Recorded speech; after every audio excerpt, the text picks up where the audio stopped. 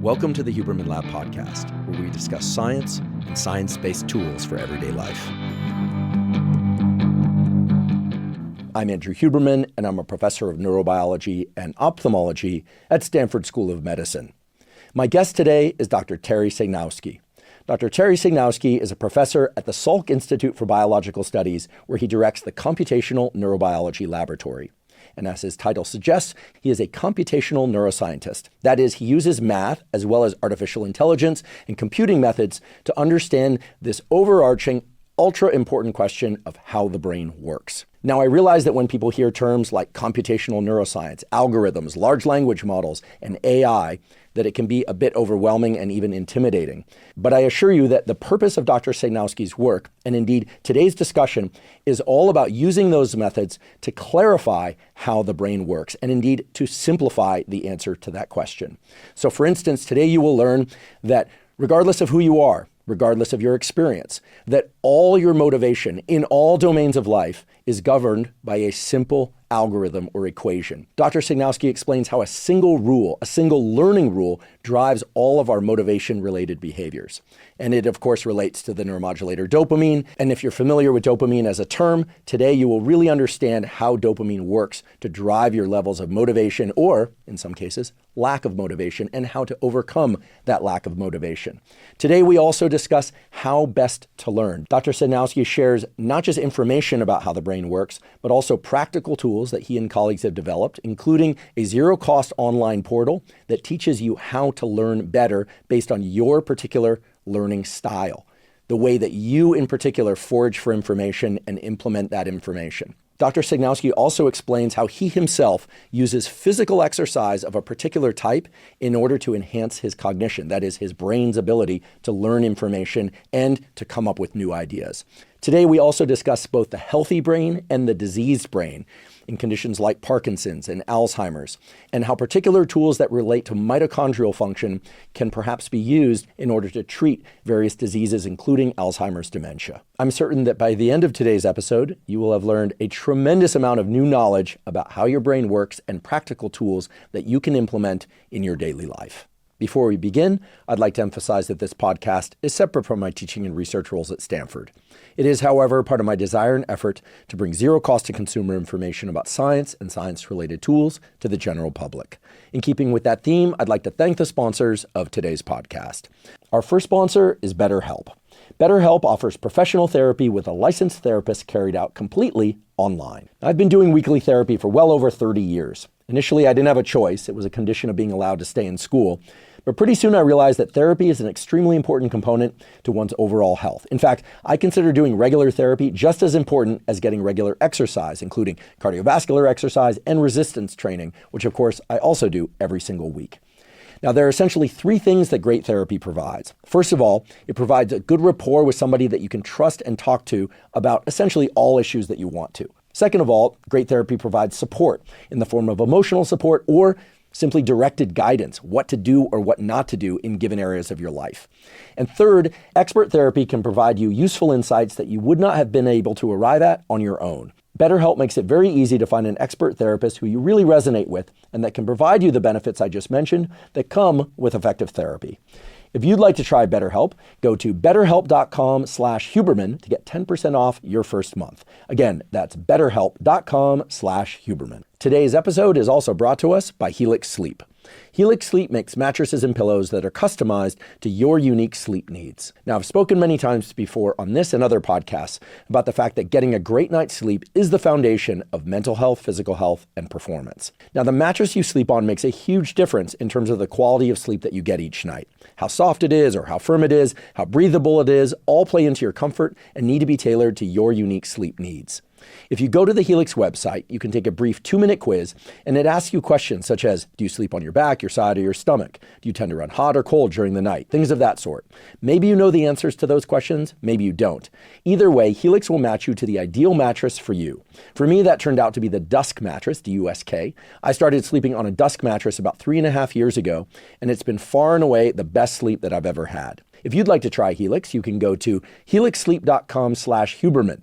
Take that 2-minute sleep quiz, and Helix will match you to a mattress that is customized for your unique sleep needs. For the month of November 2024, Helix is giving up to 25% off on all mattress orders and 2 free pillows. Again, that's helixsleep.com/Huberman to get up to 25% off and 2 free pillows. And now for my discussion with Dr. Terry Sejnowski. Dr. Terry Sejnowski, welcome. Great to be here. We go way back, and I'm a huge, huge fan of your work because you've worked on a great many different things in the field of neuroscience.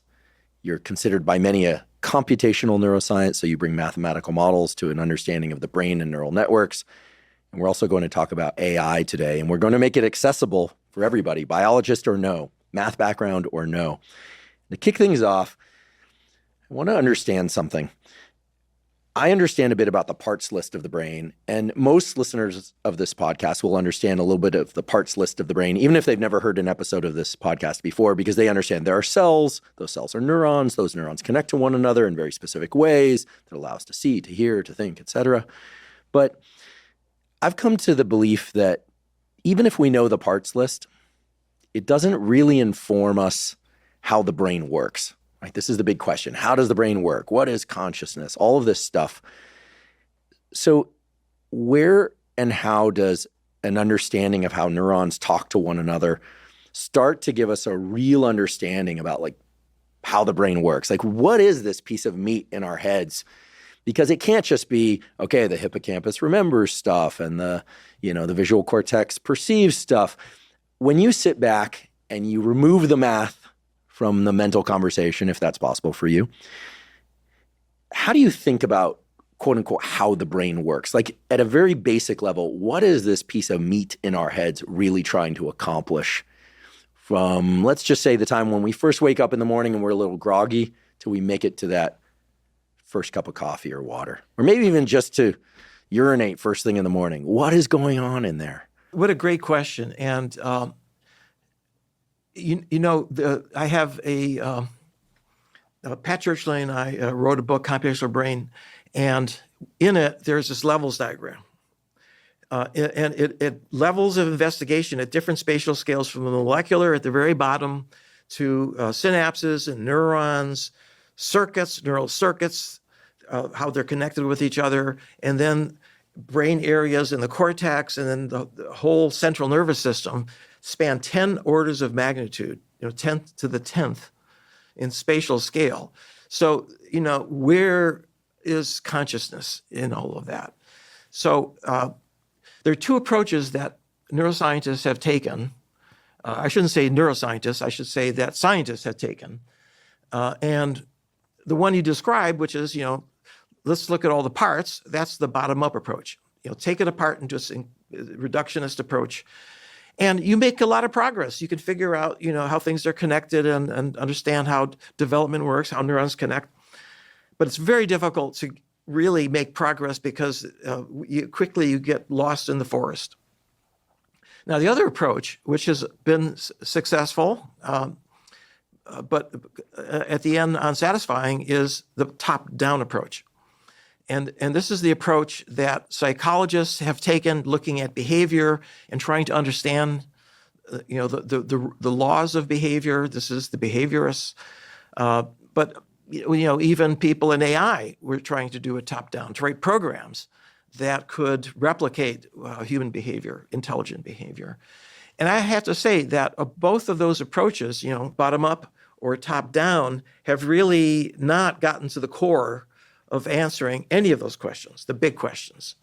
But there's a whole new approach now that is emerging in both neuroscience and AI at exactly the same time. At this moment in history, it's really quite remarkable. So there's an intermediate level between the implementation level at the bottom, how you implement some particular mechanism,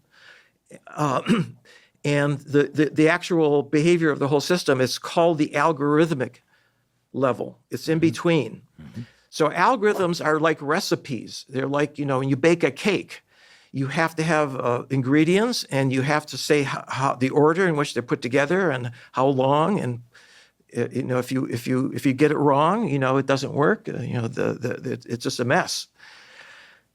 Now, it turns out that we're discovering algorithms. We've made a lot of progress with understanding the algorithms that are used in neural circuits. And this speaks to the computational level of how to understand, the function of the neural circuit.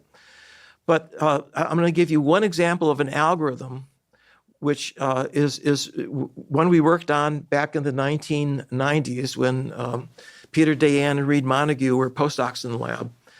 And it had to do with a part of the brain below the cortex called the basal ganglia, which is responsible for learning sequences of actions in order to achieve some goal.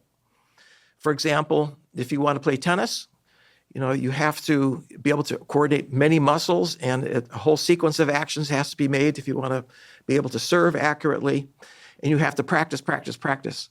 Well, what's going on there is that the basal ganglia basically is taking over from the cortex and producing actions that get better and better and better and better. And that's true not just of the muscles, but it's also true of thinking. If you want to become good in any area, if you want to become a good financier, if you want to become a good doctor or a neuroscientist, right, you have to be practicing in terms of understanding what's the details of the profession and what works, what doesn't work, and so forth. And it turns out that this basal ganglia interacts with the cortex, not just in the back, which is the action part, but also with the prefrontal cortex, which is the thinking part. Can I ask you a question about this briefly? The basal ganglia, as I understand, are involved in the organization of two major types of behaviors. Go, meaning to actually perform a behavior, but the basal ganglia also instruct no-go. Don't engage in that behavior. And learning an expert golf swing or even a basic golf swing or tennis racket swing involves both of those things, go and no-go. Given what you just said, which is that the basal ganglia are also involved in generating thoughts of particular kinds, I wonder, therefore, if it's also involved in suppression of thoughts of particular kinds. I mean, you don't want your surgeon cutting into, a particular region and just thinking about their motor behaviors, what to do and what not to do. They presumably need to think about what to think about, but also what to not think about. You don't want that surgeon thinking about how their kid was a brat that morning and they're frustrated because the two things interact. So is there go, no-go in terms of action and learning, and is there go, no-go in terms of thinking? Well, I mentioned the prefrontal cortex, and that part, the loop with the basal ganglia, that is one of the last to mature in early adulthood. And what the problem is that for adolescents, it's not the no-go part for planning and actions isn't quite there yet, and so often it doesn't kick in to prevent you from doing things that are not in your best interest. So yes, absolutely right. But one of the things, though, is that learning is involved, and this is really a problem that we cracked. First theoretically in the 90s, and then experimentally later by recording from neurons and also brain imaging in humans. So it turns out we know the algorithm that is used in the brain for how to learn sequences of actions to achieve a goal. And it's the simplest possible algorithm you can imagine. It's simply to predict the next reward you're going to get. If I do an action, will it be give me something of value? And you learn every time you try something, whether you got the amount of reward you expected or less. You use that to update the synapses, synaptic plasticity, so that the next time you'll have a better chance of getting a better reward. And you build up what's called a value function. And so the cortex now, over your lifetime, is building up a lot of knowledge about things that are good for you, things that are bad for you. Like you go to a restaurant, you order something. How do you know what's good for you, right? You've had lots of meals in a lot of places, and now that is part of your value function. This is the same algorithm that was used by AlphaGo. This is the program that DeepMind built. This is an AI program that beat the world Go champion. And Go is the most complex game that humans have ever played, on a regular basis. Far more complex than chess, as I understand. Yeah, that's right. Yeah. So Go is to chess what chess is to something like checkers. In other words, the level of difficulty is another way off above it, because you have to think in terms of battles going on all over the place at the same time, and the order in which you put the pieces down are going to affect what's going to happen in the future. So this value function is super interesting, and I wonder whether, and I think you answered this, but I wonder whether this value function is implemented over long periods of time. So you talked about the value function in terms of learning a motor skill. Let's say swinging a tennis racket to do a perfect tennis serve, or even just a decent tennis serve. When somebody goes back to the court, let's say on the weekend, once a month over the course of years, are they able to tap into that same value function every time they go back, even though there's been a lot of intervening time and learning? That's question number one. And then the other question is, do you think that this value function is also being played out in more complex scenarios, not just motor learning, such as, let's say, a domain of life that for many people involves some trial and error? It would be like human relationships. We learn how to be friends with people. We learn how to be a good sibling. We learn how to be a good romantic partner. Right. We get some things right. We get some things wrong. So is the same value function being implemented? We're paying attention to what was rewarding. But what I didn't hear you say also was what was punishing. So are we only paying attention to what is rewarding? Oh, no. Or we're also integrating punishment? And we don't get an electric shock when we get the serve wrong, but we can be frustrated. What you identified is a very important feature, which is that rewards, by the way, every time you do something, you're updating this value function, every time. And it accumulates. And the answer to your first question, the answer is that it's always going to be there. It doesn't matter. It's a very permanent part of your experience and who you are. And interestingly, and behaviorists knew this back in the 1950s, that you can get there two ways of trial and error. Small rewards are good because you're constantly coming closer and closer to getting the what you're seeking, better tennis player or being able to make a friend. But the negative punishment is much more effective. One trial learning. You don't need to have 100 trials to what you need, when you're training a rat to do some task with small food rewards. But if you just shock the rat, boy, that rat doesn't forget that. Yeah, one really bad relationship will have you learning certain things forever. And this is also PTSD, post-traumatic stress disorder, is another good example of that. That can screw you up for the rest of your life. But the other thing, and you pointed out something really important, which is that a large part of the prefrontal cortex is devoted to social interactions. And this is how humans, when you come into the world, you don't know what language you're going to be speaking.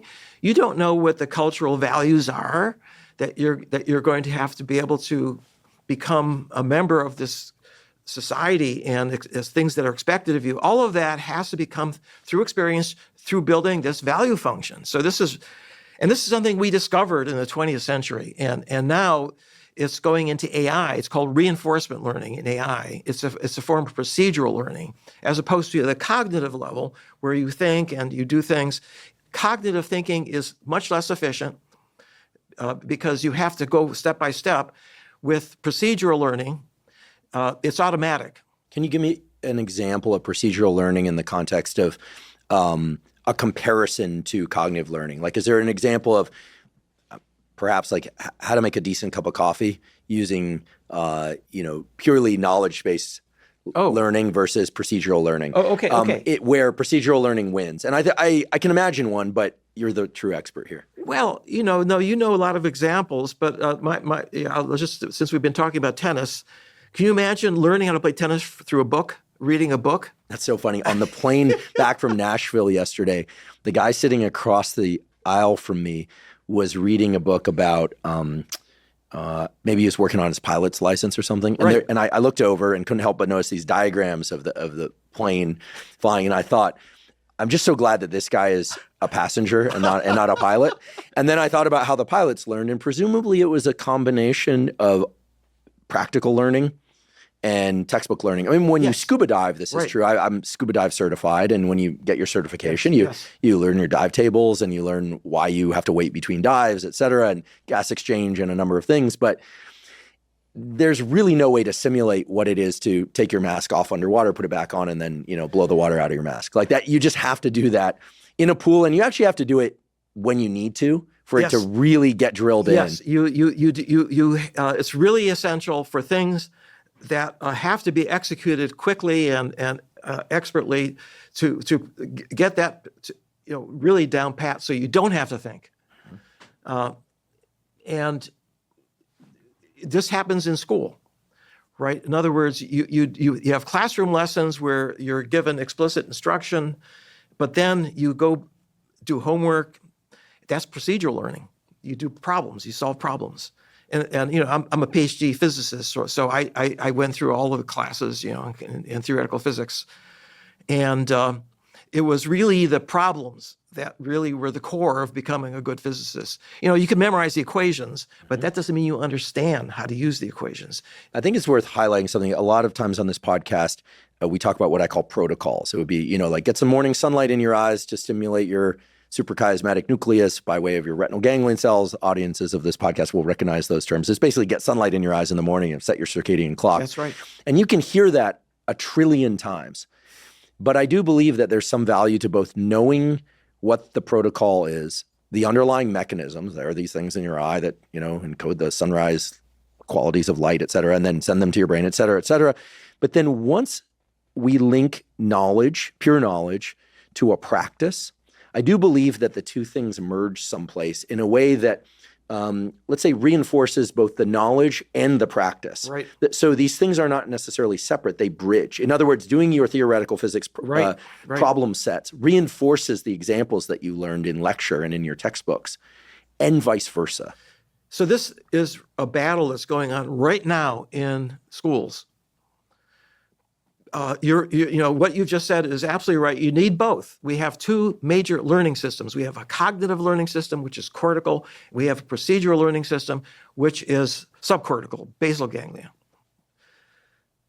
And the two go hand in hand. If you want to become good at anything, the two are going to help each other. And what's going on right now in schools, in California at least, is that they're trying to get rid of the procedural. That's ridiculous. They don't want students to practice because it's going to be you're stressing them. You don't want them to feel that that they're having difficulty. So, but we can do everything. For those listening, I'm covering my eyes because this would be like saying, goodness, there's so many examples. Like here's a textbook on swimming, and then you're going to go out to the ocean someday, and you will have never actually swum. Right. And now you're expected to be able to survive, let alone swim well. It's crazy. But I'll tell you, Barbara Oakley has, and I have a MOOC, massive open online course on learning how to learn. And it helps students. We aimed it at students, but it actually has been taken by 4 million people in 200 countries, ages 10 to 90. What is this called? Learning how to learn. Is there a paywall? No, it's free, completely free. Amazing. And I get incredible feedback, fan letters almost every day. Well, you're about to get a few more. Okay. I did an episode on learning how to learn, and my understanding of the research is that we need to test ourselves on the material. The testing is not just a form of evaluation. Yes. It is a form of identifying the errors that help us then compensate for the errors and learn. But it's very procedural. It's not about just listening and regurgitating. You put your finger on it, which is that, and this is what we teach the students, is that you have to, the way the brain works, right, is not, it doesn't memorize things like a computer, but it has to be active learning. You have to actively engage. In fact, when you're trying to solve a problem on your own, right? This is where you're really learning by trial and error, and that's the procedural system. But if someone tells you what the right answer is, that's just something that is a fact that it gets stored away somewhere, but it's not going to automatically come up if you actually are faced with something that's not exactly the same problem, but is similar. And by the way, this is the key to AI, completely essential for the recent success of these large language models, that the public now is beginning to use, is that they're not parrots. They just don't memorize what the data that they've taken in. They have to generalize. That means to be able to do well on new things that come in that are similar to the old things that you've seen, but allow you to solve new problems. That's the key to the brain. The brain is really, really good at generalizing. In fact, in many cases, you only need one example to generalize. Mm-hmm. Like going to a restaurant for the first time, there are a number of new interactions.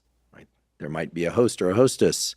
You sit down at these tables you've never sat at. Somebody asks you questions. You read it. Okay, maybe it's a QR code these days. But forever after you understand the process of going into a restaurant, doesn't matter what the genre of food happens to be or what city, sitting inside or outside, you can pretty much work it out. Sit at the counter, sit outside, sit at the table.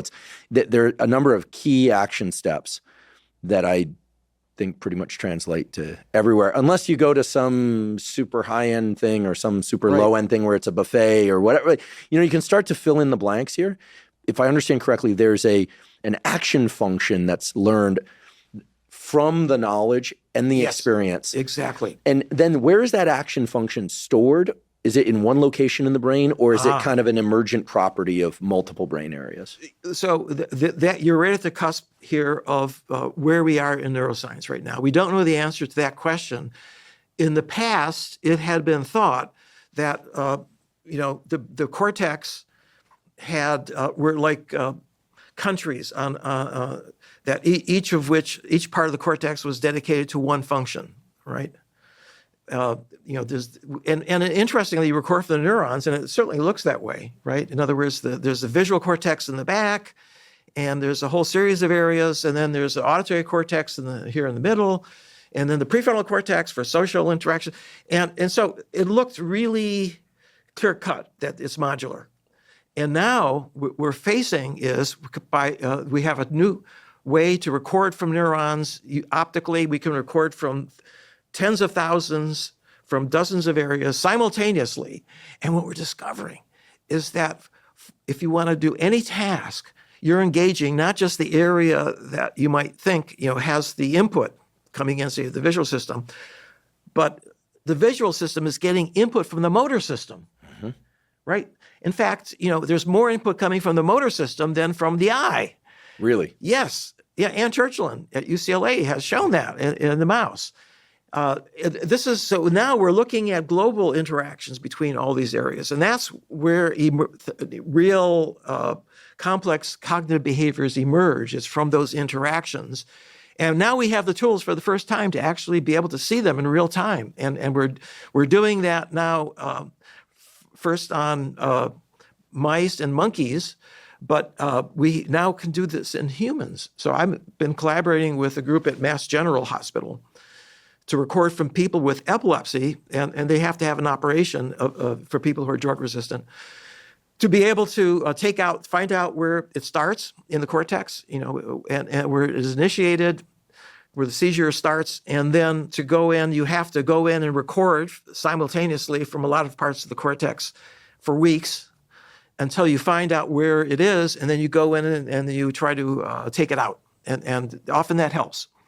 Very, very invasive. But for 2 weeks, we have access to all those neurons in that cortex that are being recorded from constantly. And so I started out because I was interested in sleep, and I wanted to understand what happens in the cortex of a human during sleep. But then we realized that, you can also figure, people who have these the debilitating problems with seizures, they're there for 2 weeks and they have nothing to do. So they just love the fact that scientists are interested in helping them and teaching them things and finding out where in the cortex things are happening when they learn something.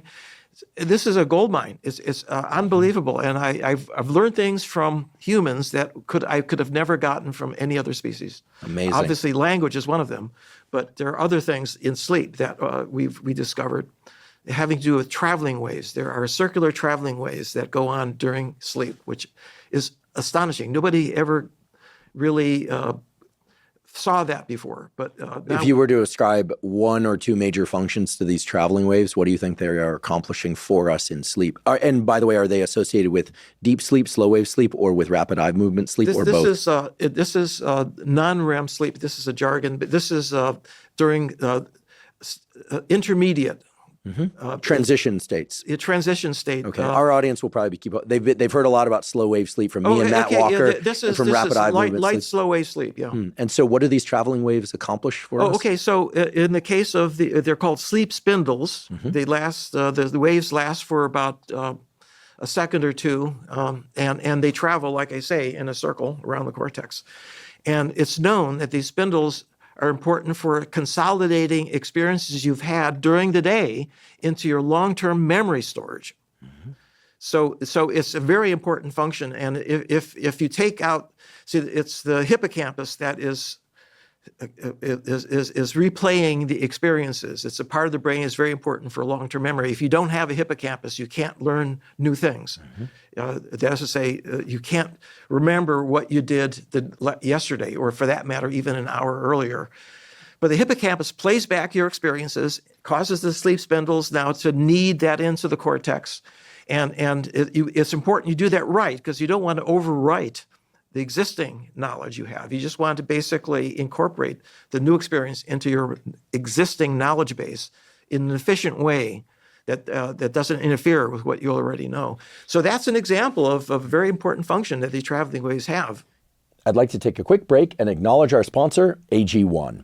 AG1 is a vitamin mineral probiotic drink that includes prebiotics and adaptogens. I've been drinking AG1 since 2012, and I started doing it at a time when my budget was really limited. In fact, I only had enough money to purchase one supplement, and I'm so glad that I made that supplement AG1. The reason for that is even though I strive to eat whole foods and unprocessed foods, it's very difficult to get enough vitamins and minerals, micronutrients, and adaptogens from diet alone in order to make sure that I'm at my best, meaning have enough energy for all the activities I participate in from morning until night, sleeping well at night, and keeping my immune system strong. When I take AG1 daily, I find that all aspects of my health, my physical health, my mental health, my performance, recovery from exercise, all of those improve. And I know that because I've had lapses when I didn't take my AG1, and I certainly felt the difference.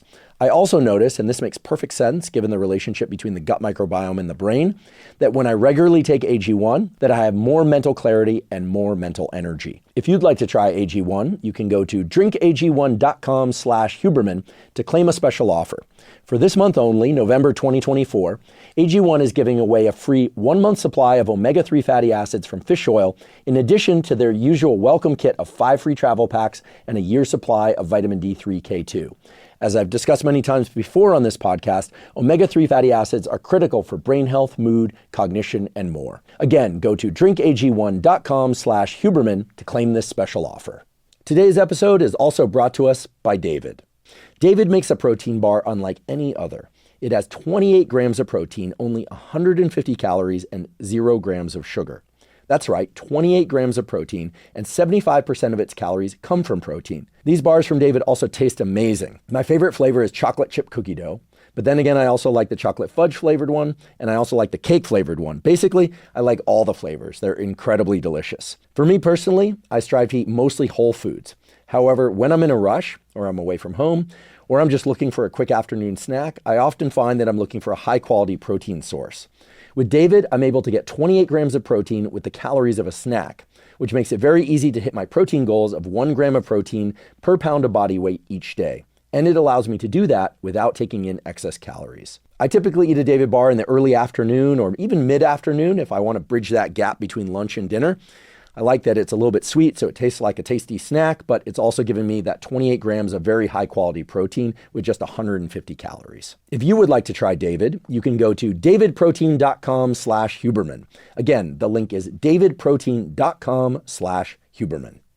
As I recall, there are 1 or 2 things that one can do in order to ensure that one gets sufficient sleep spindles at night and thereby incorporate this new knowledge?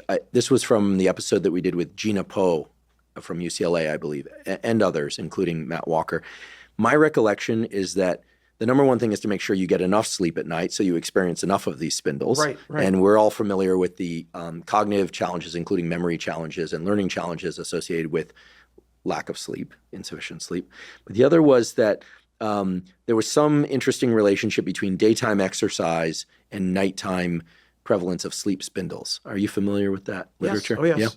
No, this is a fascinating literature, and it's all pointing in the same direction, which is that, we always neglect to appreciate the importance of sleep. I mean, obviously, you're refreshed when you wake up, but there's a lot of things happen. It's not that your brain turns off. It's that it goes into a completely different state. And memory consolidation is just one of those things that happens when you fall asleep. And of course, there's dreams and so forth. We don't fully appreciate or understand exactly how all the different sleep stages are work together. But exercise is a particularly important part of getting the motor system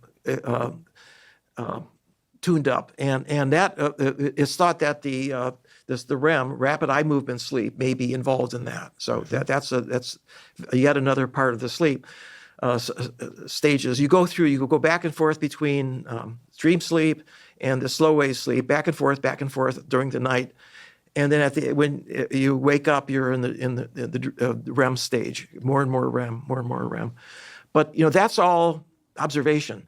But as a scientist, what you want to do is perturb the system, and see if you can, maybe if you had more sleep spindles, maybe you'd be able to remember things better. So it turns out Sarah Mednick, who was at UC Irvine, did this fantastic experiment. So it turns out there's a drug called zolpidem, which goes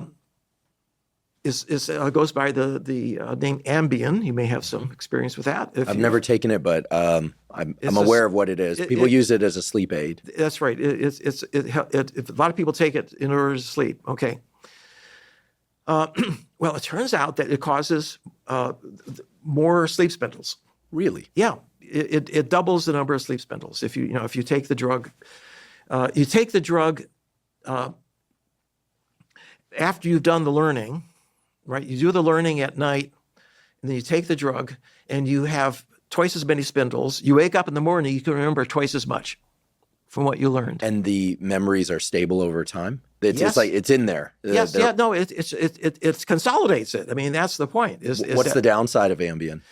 Okay, here's the downside. Okay, so people who take the drug, say if you're going to Europe and you take it, and then you sleep really soundly, but often you find yourself in the hotel room and you completely have no clue, you have no memory of how you got there. I've had that experience without Ambien or any other drugs where I am very badly jet lagged. Yes. And I wake up and for a few seconds, but what feels like eternity, I have no idea where I am. Okay, it's terrifying. That's another problem that you have with jet lag. Jet lag really screws things up.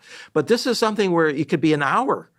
You took the train or you took a taxi or something, and so here. Now this seems crazy. How could it be a way to improve learning and recall on one hand, and then forgetfulness on the other hand? Well, it turns out what's important is that when you take the drug, right?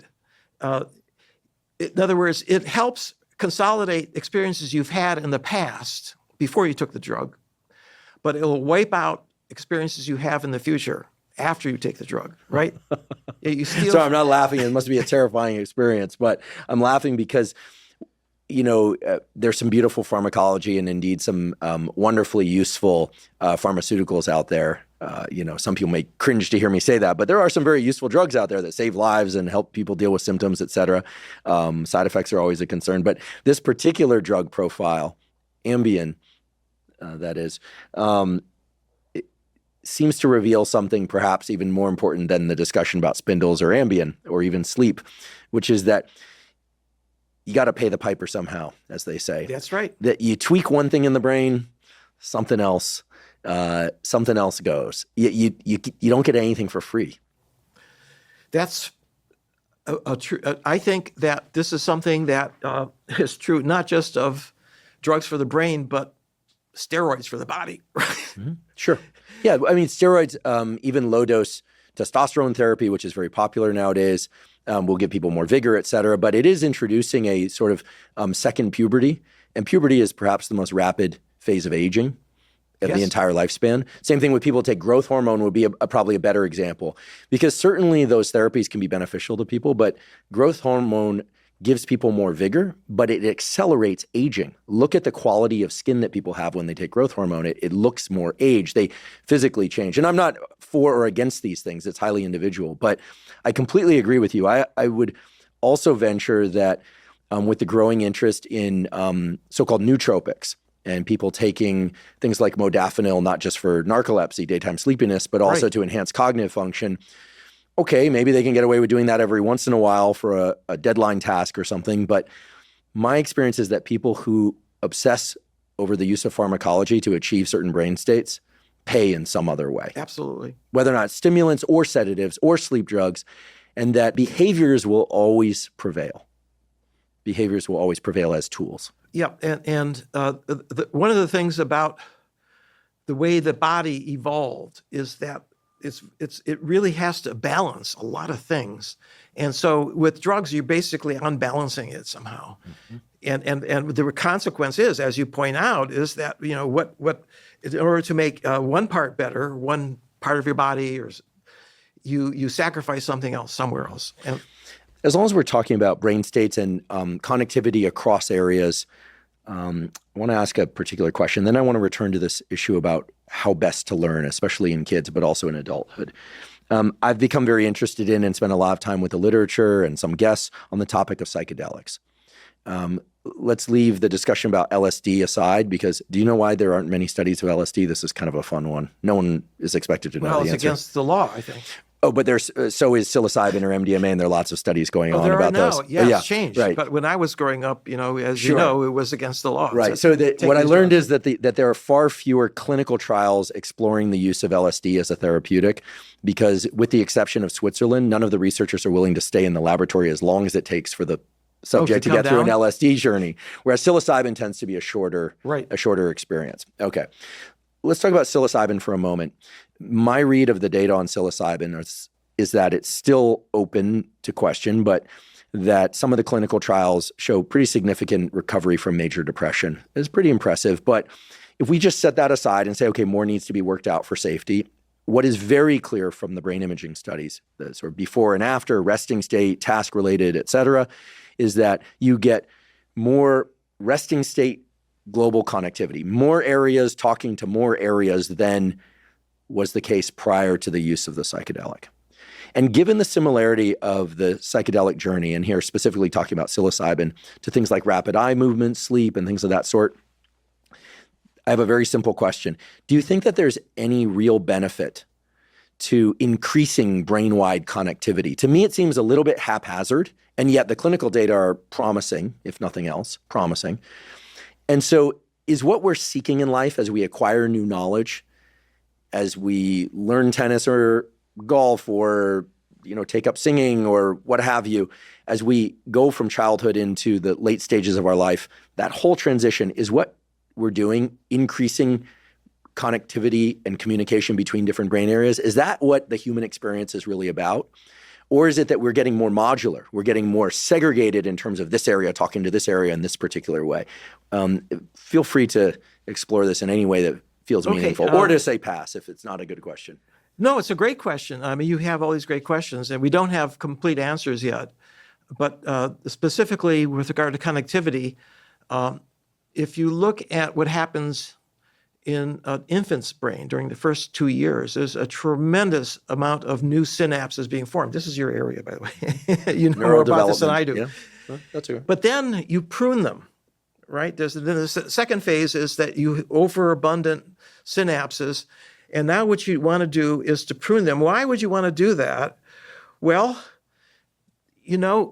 synapses are expensive. It takes a lot of energy to activate all of the neurons and the synapses especially, because there's the turnover of the neurotransmitter. And so what you want to do is to reduce the amount of energy and only use those synapses that have been proven to be the most important, right? Now, unfortunately, as you get older, you have, the pruning slows down but doesn't go away. So the cortex thins and so forth. So I think it goes in the opposite direction. I think that as you get older, you're losing connectivity. But you retain, interestingly, you retain the old memories. The old memories are really rock solid because they were put in when you were young. Yeah, the foundation. The foundation upon which everything else is built. But it's not totally one way in the sense that even as an adult, as you know, you can learn new things, maybe not as quickly. By the way, this is one of the things that surprised me. So Barbara and I have, looked at the people who, really benefited the most. It turns out that the peak of the demographic is 25 to 35. Barbara Oakley. Yeah, she's really the mastermind. She's a fabulous educator and background in engineering. But what's going on? So it turns out we aimed our MOOC at kids in high school and college because that's their business. They go every day and they go into work and they have to learn, right? That's their business. But in fact, very few of the students are actually, they weren't taking the course. Why should they? They spend all day in the class, right? Why do they want to take another class? So this is the learning to learn class. Learning how to learn. Okay, so you did this with Barbara. So we did. Yeah. I did with Okay. Barbara, and now 25 to 35, we have this huge peak, huge. So what's going on? Here's what's going on. It's very interesting. So you're 25. You've gone to college. Half the people, by the way, who take the course went to college, right? So it's not like filling in for college. This is like topping it off. But you're in the workforce. You have to learn a new skill. Maybe you have mortgage. Maybe you have children, right? You can't afford to go off and take a course or get another degree. So you take a MOOC and you discover, I'm not quite as agile as I used to be in terms of learning, but it turns out with our course, you can boost your learning. And so that even though you're not as your brain isn't learning as quickly, you can do it more efficiently. This is amazing. I want to take this course. I will take this course. What sort of time commitment is the course? You already pointed out that it's zero cost, which is amazing. Yeah. Okay. So it's bite-sized videos lasting about 10 minutes each, and there's about 50 or 60 over a course of 1 month. And are you tested? Are you self-test? Yeah. There are tests, there are quizzes, there are tests at the end. And there are forums where you can go and talk to other students. You have questions. We have TAs. Anyone can do this. Anyone in the world. In fact, we have people in India, housewives, who say, "Thank you, because I could have never learned about how to be a better learner. And I wish I had known this when I was going to school." Why do more people not know about this learning to learn course? Although as people know, if I get really excited about it, or about anything, I'm never going to shut up about it. Well, but I'm going to take the course first because I want to understand the guts of it. You'll enjoy it. We have like 98% approval. It's just phenomenal. It's sticky. Is it math, vocabulary? No math, no vocabulary. It's not. We're not teaching anything specific. We're not trying to give you knowledge. We're trying to tell you how to acquire knowledge and how to do that. How to deal with exam anxiety, for example, or how to we all procrastinate, right? We put things off. Well, no, I'm kidding. We all procrastinate. How to avoid that? We teach you how to avoid that. Fantastic. Okay, I'm going to skip back a little bit now with the intention of double clicking on this learning to learn thing. You pointed out that, in particular in California, but elsewhere as well, there isn't as much procedural practice-based learning anymore. I'm going to play devil's advocate here, and I'm going to point out that this is not what I actually believe. But, when I was growing up, you had to do your times tables and your division and, and then your fractions and your exponents and, they build on one another. And then at some point, you take courses where you might need it, like a graphing calculator. To some people, they can be like, what is this? But the point being that there were a number of things that you had to learn to implement, functions, and you learn by doing. You learn by doing. Likewise, in physics class, we were attaching things to strings and for macromechanics and learning that stuff. Okay, and learning from the chalkboard lectures.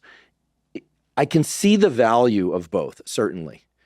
And you explained that the brain needs both to really understand knowledge and how to implement and back and forth. But nowadays, you'll hear the argument, well, why should somebody learn how to read a paper map unless it's the only thing available because you have Google Maps? Or if they want to do a calculation, they just put it into the top bar function on the internet and boom, out comes the answer. So there is a world where certain skills are no longer required. And one could argue that the brain space and activity and time and energy in particular could be devoted to learning new forms of knowledge that are going to be more practical in the school and workforce going forward. So how do we reconcile these things? I mean, I'm of the belief that the brain is doing math, and you and I agree. It's electrical signals and chemical signals, and it's doing math, and it's running algorithms. I think you convinced us of that, certainly. But how are we to discern what we need to learn versus what we don't need to learn in terms of building a brain that's capable of learning the maximum number of things or even enough things so that we can go into this very uncertain future? Because as far as you know, and I know, neither of us have a crystal ball. So what is essential to learn? And for those of us that didn't learn certain things in our formal education, what should we learn how to learn? Well, this is generational. Okay. So technologies provide us with tools. You mentioned the calculator, right? Well, a calculator didn't eliminate the education you need to get in math, but it made certain things easier. It made it possible for you to do more things and more accurately. However, interestingly, students in my class often come up with answers that are off by 8 orders of magnitude, and that's a huge amount, right? It's clear that they didn't key in the calculator properly, but they didn't recognize that it was a really it was completely way off the beam, because they didn't have a good feeling for the numbers. They don't have a good sense of exactly how big it should have been, order of magnitude, basic understanding. So it's kind of the benefit is that you can do things faster, better, but then you also lose some of your intuition if you don't have the procedural system in place. I'm thinking about a kid that wants to be a musician who uses AI to write a song about a bad breakup that then is kind of recovered when they find new love. And I'm guessing that you could do this today and get a pretty good song out of AI, but would you call that kid a songwriter or a musician? On the face of it, yeah, the AI is helping. And then you'd say, well, that's not the same as sitting down with a guitar and trying out different chords and feeling the intonation in their voice. But I'm guessing that for people that were on the electric guitar, they were criticizing people on the acoustic guitar. So we have this generational thing where we look back and say, that's not the real thing. You need to get so what are the key fundamentals is really a critical question. Okay, so I'm going to come back to that, because this is how the way you put it at the beginning had to do with how your brain is allocating resources, okay? So when you're younger, you can take in things. Your brain is more malleable. For example, how good are you on social media? I do all my own Instagram and Twitter, and those accounts have grown in proportion to the amount of time I've been doing it. So yeah, I would say pretty good. I mean, I'm not the biggest account on social media, but for a science health account, we're doing okay. Thanks to the audience. Well, this speaks well for the fact that you've managed to break, to go beyond the generation gap. I can Because type with my thumbs, Terry. okay, there you go. That's a manual skill That's that you learned. new phenomenon in human evolution. I couldn't believe it. I saw people doing that, and now I can do it too. But the thing is that if you learn how to do that early in life, you're much more good at it. You move your thumbs much more quickly. Also, you can have many more tweets going, and what are they called now? They're not called tweets. It's on X. I think they still call them tweets because you can't. It's hard to verb the word letter X. X. Elon didn't think of that one. I like X because it's cool. It's kind of punk and it's got a black kind of format, and it fits with kind of the engineer like black X, and this kind of thing. But yeah, we'll still call them tweets. We'll call them tweets. Okay, that's good.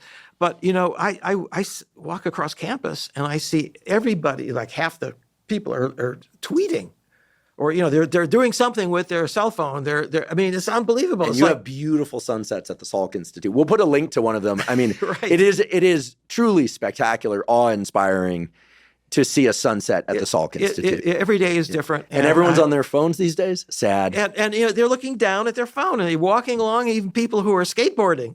Unbelievable. I mean, it's amazing what the human being can do, when they've learned to get into something. But what happens is the younger generation picks up whatever technology it is, and the brain gets really good at it.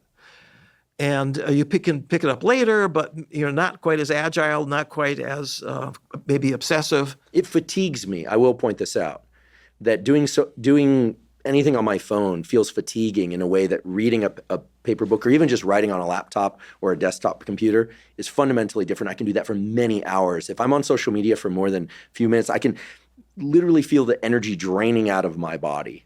Interesting. I could do sprints or deadlifts for hours and not feel the kind of fatigue that I feel from doing social media. So, this is fascinating. I'd like to know what's going on in your brain. Why is it? And also, I'd like to know from younger people whether they have the same. I think not. I think my guess is that they don't feel fatigued because they got into this early enough. And this is actually a very, very. I think that it has a lot to do with the foundation you put into your brain. In other words, things that you learn when you're really young are foundational, and they make things easier, some things easier. Mm-hmm. Yeah, I spent a lot of time in my room as a kid, either playing with Legos or action figures or building fish tanks or reading about fish. I tended to read about things and then do a lot of procedural-based activities. I would read skateboard magazines and skateboard. I was never one to really just watch a sport and not play it. So that, bridging across these things. So social media to me feels like an energy sink.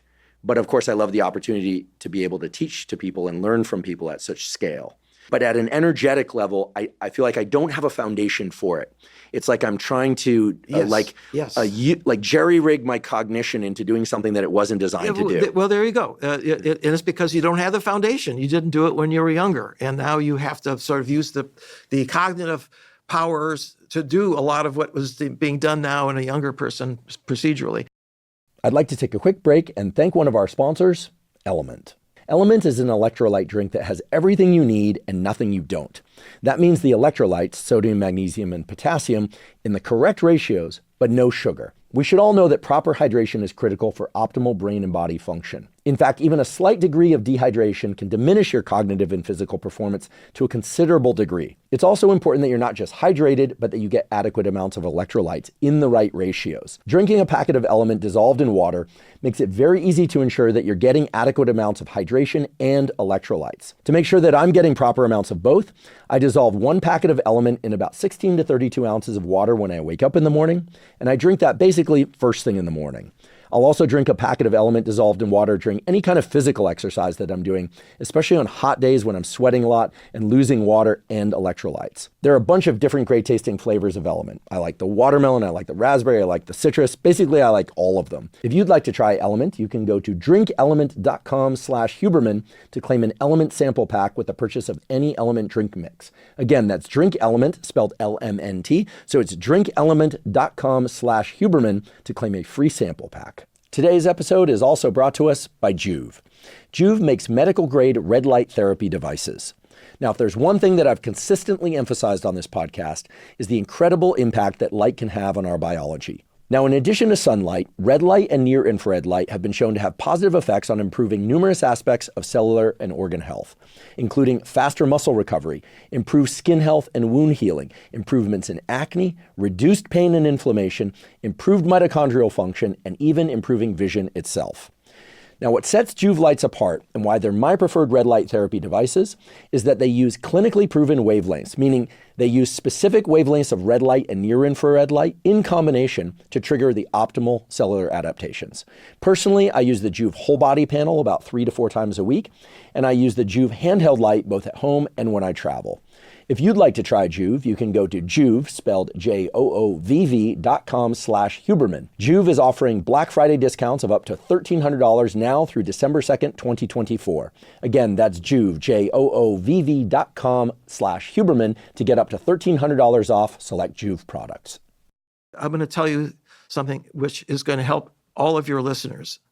My book, ChatGPT and the Future of AI, I went through and I looked at other people's experiences with ChatGPT. I just wanted to know what people were thinking and I came across, it was an article, I think it was the New York Times, of a technical writer who decided she would spend 1 month using it to help her write things, her articles.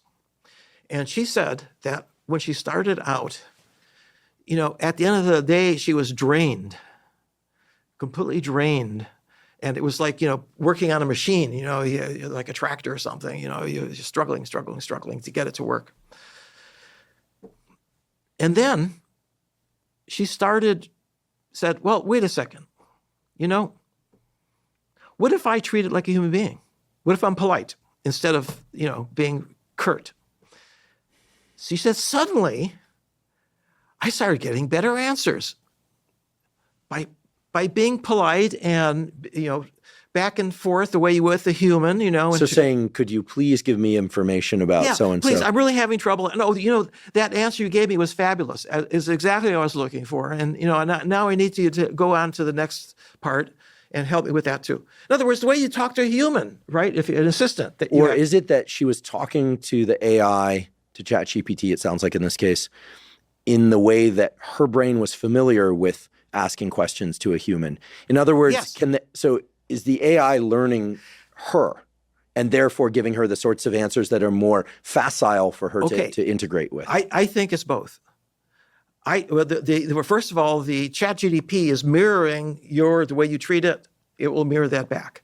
You treat it like a machine, it will treat you like a machine, okay? Because that's what it's good at. But here's the surprise. The surprise is, she said, once I started treating it like a human, at the end of the day, I wasn't fatigued anymore.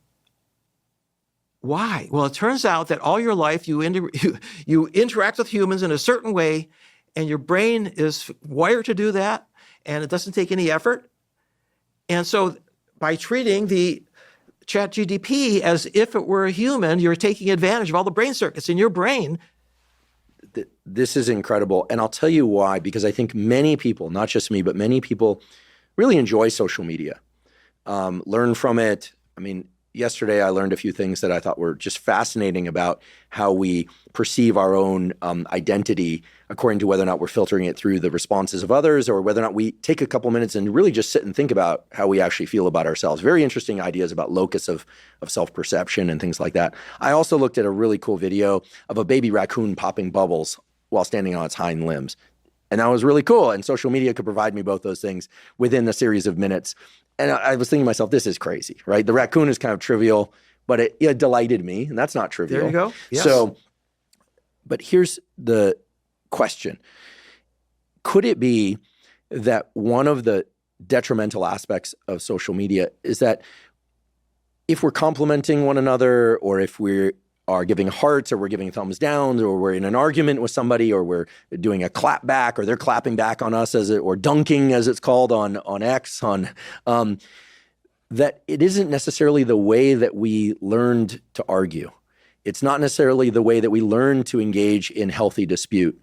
And so as a consequence, it feels like, and this is my experience, that certain online interactions feel really good and others feel like they kind of grate on me, like, because there's almost like an action step that isn't allowed. Like you can't fully explain yourself or understand the other person. Right. And I am somebody who, believes in the power of real face-to-face dialogue, or at least on the phone dialogue. Right. And I feel the same way about text messaging. I hate text messaging. When text messaging first came out, I remember thinking, I was not a kid that passed notes in class. This feels like passing notes in class. In fact, this whole text messaging thing is beneath me. That's how I felt. And over the years, of course, I became a text messenger. And it's very useful for certain things, be there in 5 minutes, running a few minutes late. In my case, that's a common one. But I think this notion of what grates on us, and as it relates to whether or not it matches our childhood developed template of how our brain works, is really key, because it touches on something that I definitely want to talk about today that I know you've worked on quite a bit, which is this concept of energy. What we're talking about here is energy, not woo biology, woo science, wellness, energy. We're talking about we only have a finite amount of energy. Mm-hmm. And years ago, the great Ben Barris sadly passed away, our former colleague and my postdoc advisor, came to me one day in the hallway and he stopped me and he said, he called me Andy like you do. And he said, Andy, how come we get such a rundown of energy as we get older? Why am I more tired today than I was 10 years ago? I was like, I don't know, how are you sleeping? He's like, I'm sleeping fine. Ben never slept much in the first place, but he had a ton of energy. And I thought to myself, I don't know. Like, what is this energy thing that we're talking about? I want to make sure that we close the hatch on this notion of a template neural system that then you either find experiences invigorating or depleting. I want to make sure we close the hatch on that. But I want to make sure that we relate it at some point to this idea of energy. And why is it that with each passing year of our life, we seem to have less of it? You ask these great questions, and I wish that I had great answers. Well, so far you really do have great answers. They're certainly novel to me in the sense that I've not heard answers of this sort.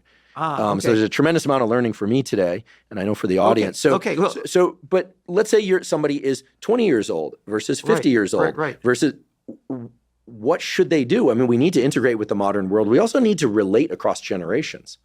Oh, yeah. No, right? This is true. People aren't retiring as much. They're living longer. Birth rates are down, but we have to get along, as they say. So, it is interesting. I think it's true that we all, as we get older, have less of the vigor, if I could use a somewhat different word from energy. We'll come back to that. But I think there are some who manage to keep an active life. Here's something that, again, in our MOOC, we really emphasize. Could you explain a MOOC? I think most people won't know what a MOOC is, just for their sake. Okay, this is, they've been around for actually started at Stanford, Andrew Ng and Daphne Kohler. So they have a company called Coursera. And what happens is that you get professors, and in fact, anybody who has knowledge or professional expertise, to give lectures that are available to anybody in the world who have access to the internet. And it could, there's like probably tens of thousands now, any specialty, history, science, music, you name it. There's somebody who's done, who's an expert on that and wants to tell you because they're excited about what they're doing. Okay. So what we wanted to do was to help people with learning. And so part of the problem is that it gets more difficult. It takes more effort as you get older. It depletes your vigor more if we're going to stay with this language of energy and vigor. Yeah, that's right. So let's actually use the word energy. As you know, in the cell, there is a physical power plant called the mitochondrion, which is supplying us with ATP, which is the coin of the realm for the cell to be able to operate all of its machinery, right? So one of the things that happens when you get older is that your mitochondria run down. You have fewer of them, and they're less efficient. That's right. They're less efficient, and actually, drugs can do that to you too. They can harm mitochondria. Recreational drugs. No, the drugs you take for illness. I'm not sure about recreational drugs, but I know it's a case that there are a lot of drugs that people take because they have to. But the other thing. And this is something, that's the bad news. Here's the good news. The good news is that you can replenish your energy by exercise. Mm-hmm. That exercise is the best drug you could ever take. It's the cheapest drug you could ever take that can help every organ in your body. It helps, obviously, your heart. It helps your brain. It rejuvenates your brain. It helps your immune system. Every single organ system in the body benefits from a regular exercise. I run on the beach every day at the Salk Institute. I also it's on a mesa, 340 foot above so I go down every day, and then I climb up the cliff. Yeah, those steps down to Black's Beach they're a good workout. They are. And so this is something that has kept me active, and I do hiking. I went hiking in the Alps in last fall. So this is in September. So this is, I think, something that people really ought to realize is that, it's like putting away, reserves of energy for, when you get older. The more you put away, the better off you are. Here's something else. Okay, now this is jumping now to Alzheimer's. So a study that was done in China many, many years ago, when I first came to La Jolla, San Diego, I heard this from it was the head of the Alzheimer's program. He had done a study in China on onset, and they went and they had three populations. They had peasants who had almost no education. Then they had another group that had high school education, and then they were people who were had advanced education. So it turns out that the onset of Alzheimer's was earlier for the people who had no education. And it was the latest for the people who had the most education. Now, this is interesting, isn't it? Because and presumably the genes aren't that different, right? I mean, they're all Chinese. So one possibility, and obviously we don't really know why, but one possibility is that the more you exercise your brain with education, the more reserve you have later in life. I believe in the notion, and I don't have a better word for it, maybe you do, or a phrase for it, is of kind of a cognitive velocity. I sometimes will play with this. I'll read slowly, or I'll see where my default pace of reading is at a given time of day, and then I'll intentionally try and read a little bit faster while also trying to retain the knowledge I'm reading. Right. So I'm not just reading the words, I'm trying to absorb the information. And you can feel the energetic demand of that. Oh, yes. And then I'll play with it. I'll kind of back off a little bit. And then I'll go forward. And I try and find the sweet spot where I'm not reading at the pace that is reflexive, but just a little bit quicker while also trying to retain the information. And I learned this when I had a lot of catching up to do at one phase of my educational career. Fortunately, it was pretty early, and I was able to catch up on most things. Occasionally things slip through, and I have to go back and learn how to learn, And if I get anything wrong on the internet, they sure as heck point it out, and then we go back and learn. And guess what? I never forget that, because punishment, social punishment is a great signal. Yes. So thank you all for keeping me learning. But I picked that up from my experience of trying to get good at things like skateboarding or soccer when I was younger. There's a certain thing that happens when skateboarding, that was my sport growing up, where it's actually easier to learn something going faster. Most kids try and learn how to ollie and kickflip standing in the living room on the carpet. That's the worst way to learn how to do it. It's all easier going a bit faster than you're comfortable. It's also the case that if you're not paying attention, you can get hurt. It's also the case that if you pay too much cognitive attention, you can't perform the motor movements. Right. So there's this sweet spot that eventually I was able to translate into an understanding of when I sit down to read a paper or a news article or even listen to a podcast, there's a pace of the person's voice, and then I'll adjust the rate of the audio where I have to engage cognitively, and I know I'm in a mode of retaining the information and learning. Whereas if I just go with my reflexive pace, it's rare that I'm in that perfect zone. So I point this out because perhaps it will be useful to people. I don't know if it's incorporated into your Learning How to Learn course, but I do think that there is something which I call kind of cognitive velocity, which is ideal for learning versus kind of leisurely scrolling. And this is why I think that social media is detrimental. I think that we train our brain basically to be slow, passive, and multi-context cycling through. And unless something is very high salience, it kind of makes us kind of fat and lazy, forgive the language, but I'm going to be blunt here, fat and lazy cognitively, unless we make it a point to also engage learning. Right. And my guess is it's tapping into this mitochondrial system. Very likely. That's one part of it. By the way, the way that you've adjusted the speed is very interesting, because it turns out that stress, everybody thinks, stress is bad, but no, it turns out stress that is transient, that is only for a limited amount of time, that you control, is good for you. It's good for your brain. It's good for your body. I run intervals on the beach, just the way that you do cognitive intervals when you're reading.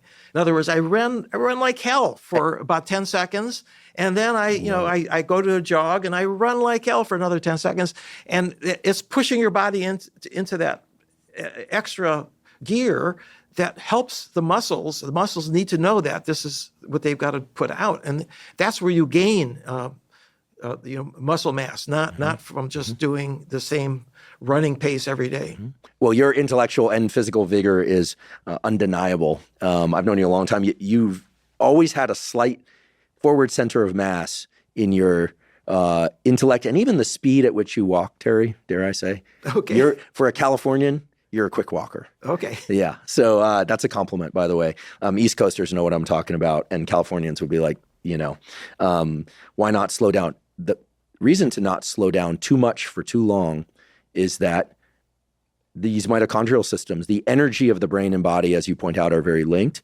And I do think that below a certain threshold, it makes it very hard to come back. Just like below a certain threshold, it's hard to exercise without getting very depleted or even injured. That we need to maintain this. So perhaps now would be a good time to close the hatch on this issue of how to teach young people. Everyone should take this Learning to Learn course as a free resource. Amazing. As it relates to AI, do you think that young people and older people now, I'm 49, so I put myself in the older bracket, should be learning how to use AI? They are already learning how to use AI. And again, it's just like new technology comes along, who picks it up first? It's the younger people.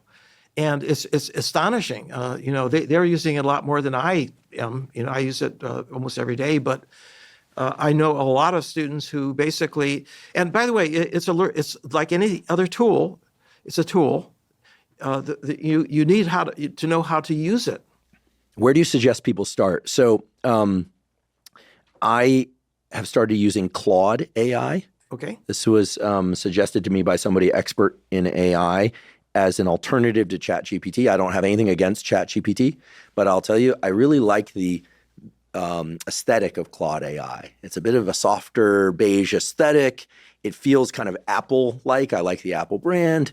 And it gives me answers. Maybe it's the font. Maybe it's the feel. Maybe this goes back to the example you used earlier, where I like Claude AI, and I'm a big fan of it. And they don't pay me to say this. I've never met them. I have no relationship to them, except that it gives me answers in a bullet-pointed format that feels very aesthetically easy to transfer that information into my brain or onto a page. Right. So I like Claude AI. Use ChatGPT. How should people start to explore AI for sake of getting smarter, learning knowledge just for the sake of knowledge, having fun with it? What's the best way to do that? Well, I think exactly what you did, which is there's now dozens and dozens of different chatbots out there. And different people will feel comfortable with one or the other. ChatGPT is the first, so that's why it's kind of taken over a lot of the cognitive space, right? It's become like Kleenex, right? that word. That was why I used it as the first word in my new book, because it's iconic.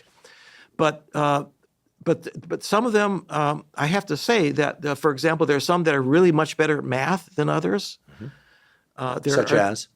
Google's Gemini recently did some fine tuning with what's called chain of reasoning. In other words, when you reason, you go through a sequence of steps, and when you solve a math problem, you go through a sequence of steps of doing fitting, first finding out what's missing, and then adding that.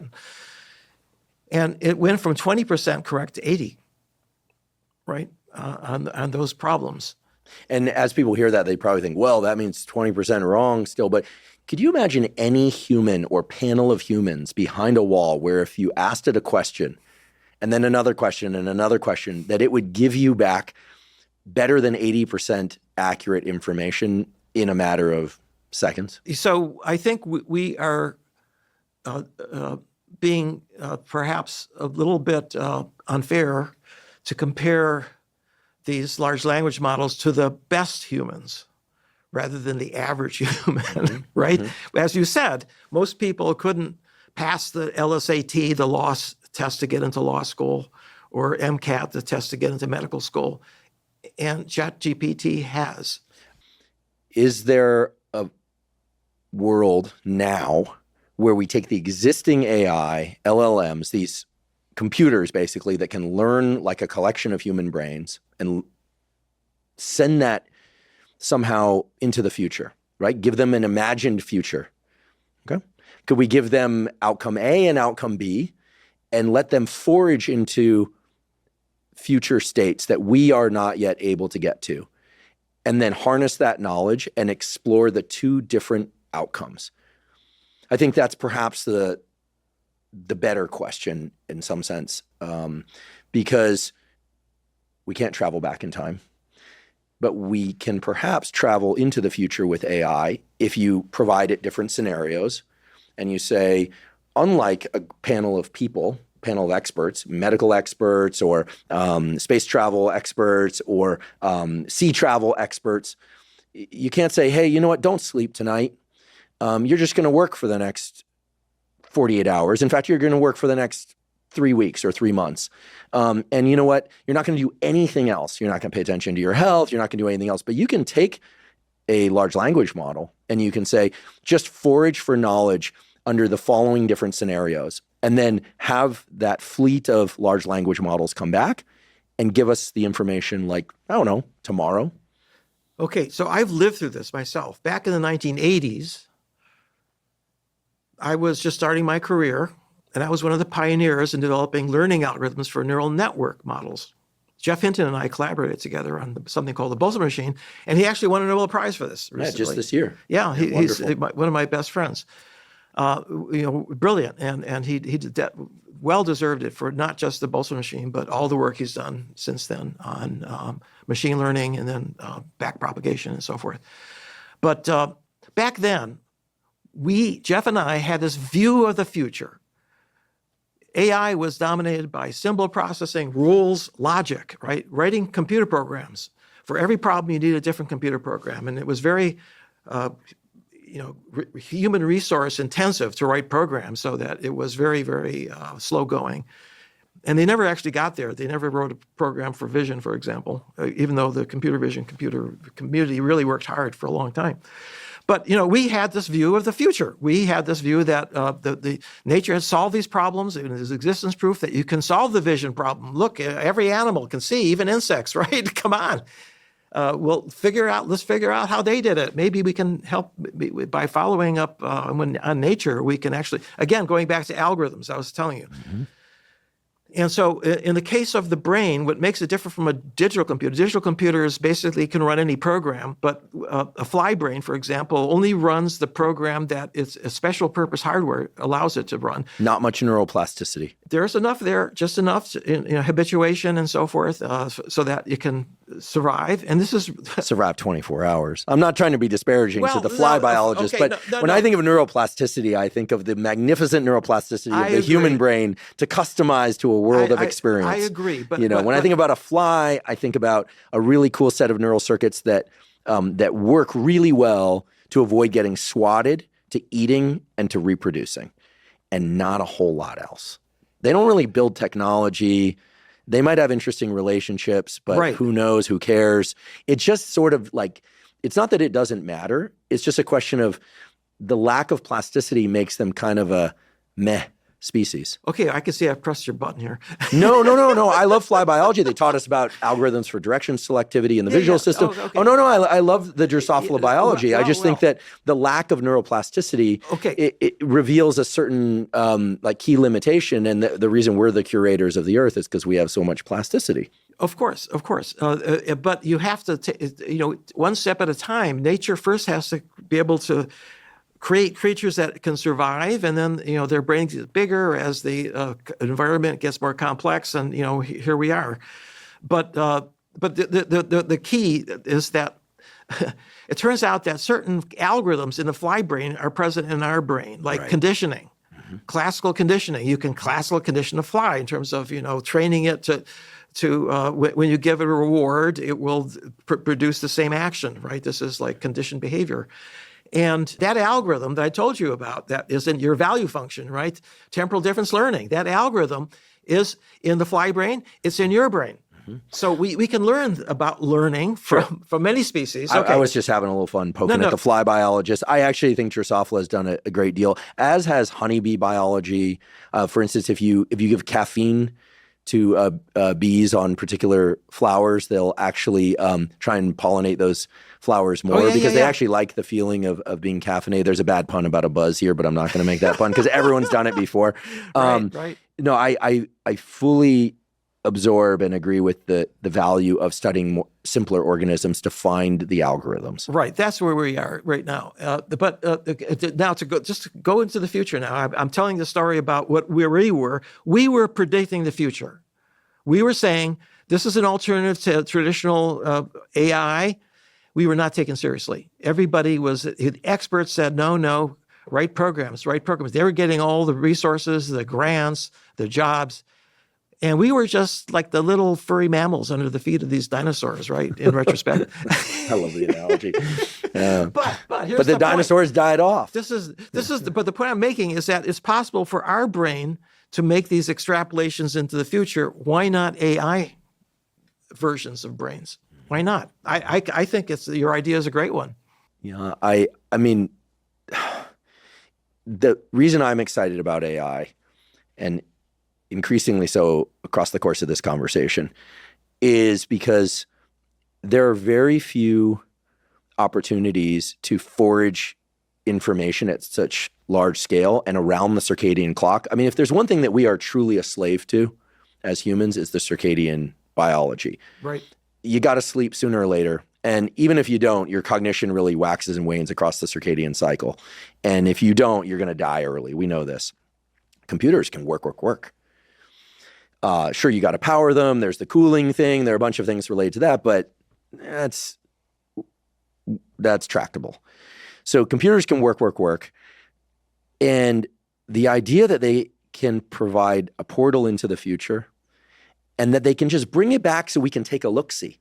I'm not saying we have to implement their advice, but to be able to send a panel of diverse, computationally diverse, experientially diverse AI experts into the future and bring us back a panel of potential routes to take, to me is so exciting. Maybe a good example would be like treatments for schizophrenia. This is an area that I want to make certain that we talk about. I grew up learning as a neuroscience student that schizophrenia was somehow a disruption of the dopamine system, because if you give neuroleptic drugs that block dopamine receptors, that you get some improvement in the motor symptoms and some of the hallucinations, et cetera. You now also have people who say, no, that's not really the basis of schizophrenia. I'd love your thoughts. And you have incredible work from people like Chris Palmer at Harvard, and we even have a department at Stanford now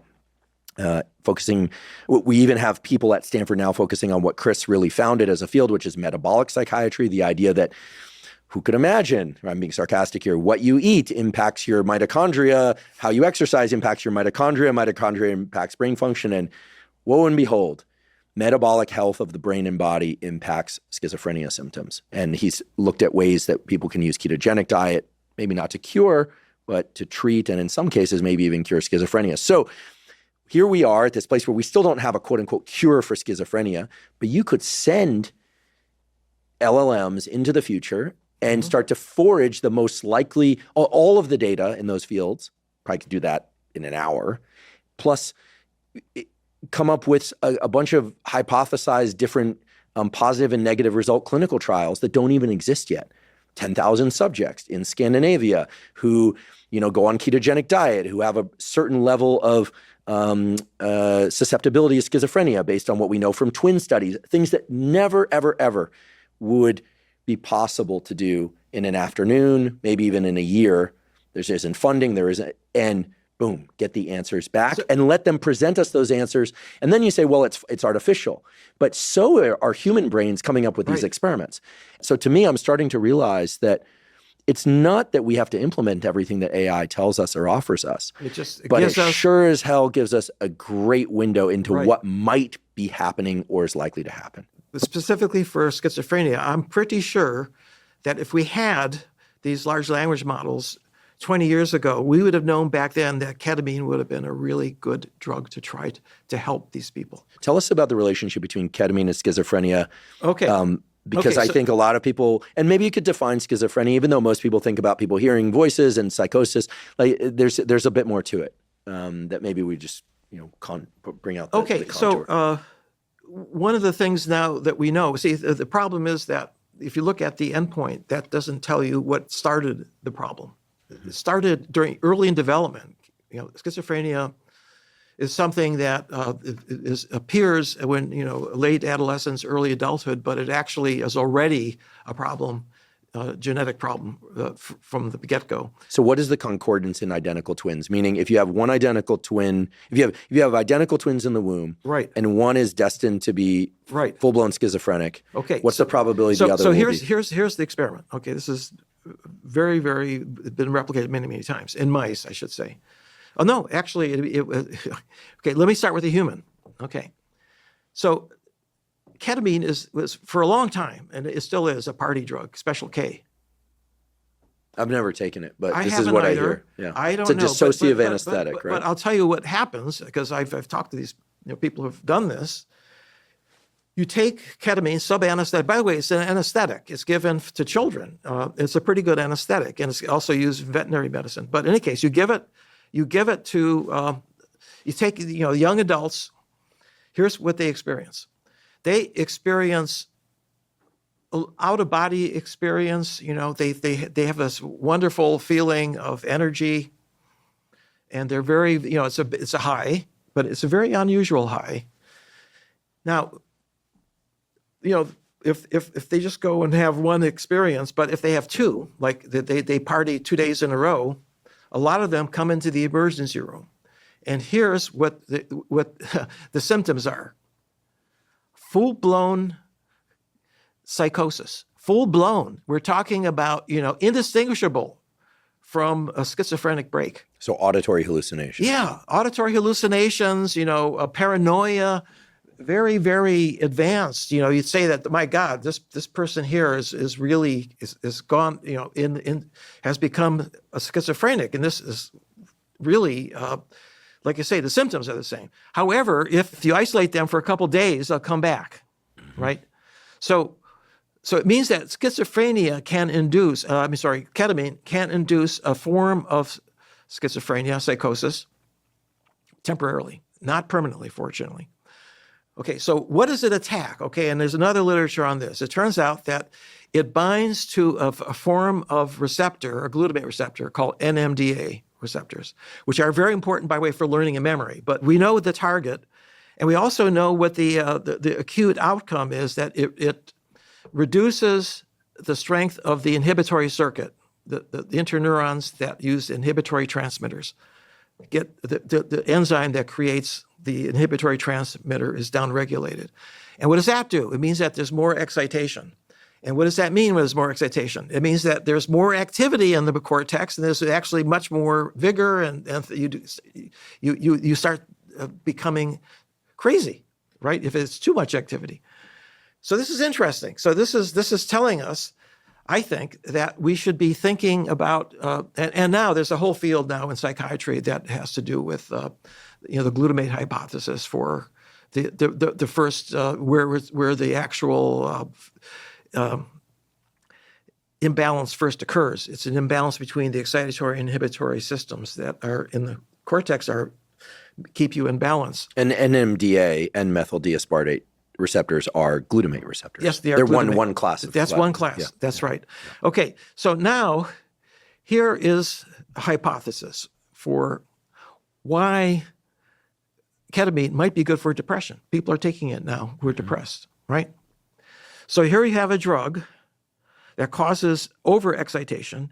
And here you have a person who is underexcited. Depression is associated with lower excitatory activity in some parts of the cortex. Well, if you titrate it, you can come back into balance, right? So what you do is you fight depression with schizophrenia, a touch of schizophrenia. Now you have to keep giving. I think once every 3 weeks they have to have a new dose of ketamine, but it's helped an enormous number of people with very, very severe clinical depression. So as we learn more about the mechanisms underlying some of these disorders, the better we are going to be at extrapolating and coming up with some solutions, at least to prevent it from getting worse. By the way, I'm pretty sure that the large language models could have figured this out, long ago. So in an attempt to understand how we might be able to leverage these large language models now, how would we have used these large language models long ago? Let's say you had 2024 AI technology in let's have fun here, 1998, the year that I started graduate school. Right. At that time, it was like the dopamine hypothesis of schizophrenia was in every textbook. There was a little bit about glutamate, perhaps, but it was all about dopamine. So how would the large language models have discovered this? Ketamine was known as a drug. Ketamine, by the way, is very similar to PCP, phencyclidine, which also binds the NMDA receptor. So how would... Which is also a party drug. Which is also, not one I recommend, nor ketamine. Frankly, I don't recommend any recreational drugs, but I'm not a recreational drug guy. But what would those large language models do if so you've got 2024 technology placed into 1998, they're foraging for existing knowledge, but then are they able to make predictions? Like, hey, this stuff is going to turn out to be wrong, or hey, this stuff. This is all very, very speculative, and really, we can begin actually to see this happening now. So I have a colleague at the Salk Institute, Rusty Gage, very distinguished neuroscientist, and he was one of he discovered that there are new neurons being born in the hippocampus, right? Which is something in adults, which is something that in a textbook says that doesn't happen, right? Yeah, so that was around 1998 that Rusty did right, that. Yeah, that's right. And I actually have a paper with him where we tested LTP, long-term potentiation, for the effects of exercise on neurogenesis. Exercise increases neurogenesis. Yeah, it increases the cells. Yeah, it increases neurogenesis, and also the cells that are active become part of the circuit. More cells become integrated. Mm-hmm. And this is true in humans as well, right? Yeah, and there was some cancer drug that was given that that they showed that it was there were new cells that were able to later in postmortem to actually see that they were born in the adult. Okay, so here we are. Okay, in 1998, and the question is, can you jump? Can you jump into the future? Okay, so Rusty, we were at we happened to talk about this issue about, he's using these large language models now for his research. I said, oh, wow, how do you use it? And he said, we use it as an idea pump. What do you mean idea pump? Well, we give it all of the experiments that we've done, and we have it, the literature, its access to the literature and so forth, and we ask it for ideas for new experiments. Oh, I love it. I love it. I was on a plane where I sat next to a guy that works at Google, and he's one of the main people there in terms of voice to text and text to voice software. And he showed me something. I'll provide a link to it because it's another one of these open resource things. And I'm not super techie. I'm not I don't get an F in technology. I don't get an A+. I'm kind of in the middle. So I think I'm pretty representative of the average listener for this podcast, presumably. And what he showed me is that you can take, you open up this website and you can take PDFs, or you could take URLs, so websites, website addresses, and you just place them in the margin. You literally just drag and drop them there. And then you can ask questions, and the AI will generate answers that are based on the content of whatever you put into this margin. those PDFs, those websites. And the cool thing is it references them so you know which article it came from. Right. And then you can start asking it more sophisticated questions. Like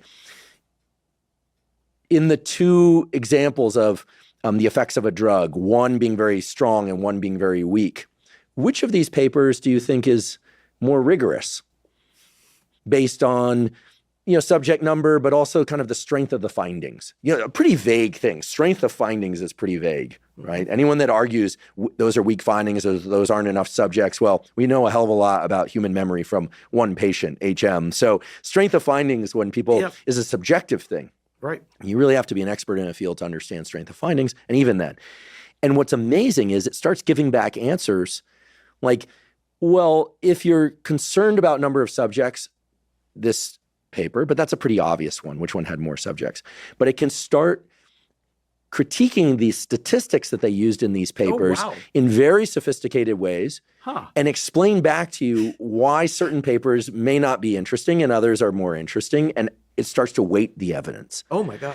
And then you say, well, with that weighted evidence, can you hypothesize what would happen if? And so I've done a little bit of this where it starts trying to predict the future based on, 10 papers that you gave it 5 minutes ago. Amazing. I don't think any professor could do that except in their very specific area of interest. And if they were already familiar with the papers, and it would take them many hours, if not days, to read all those papers in detail. And they might not actually come up with the same answers, right? Right.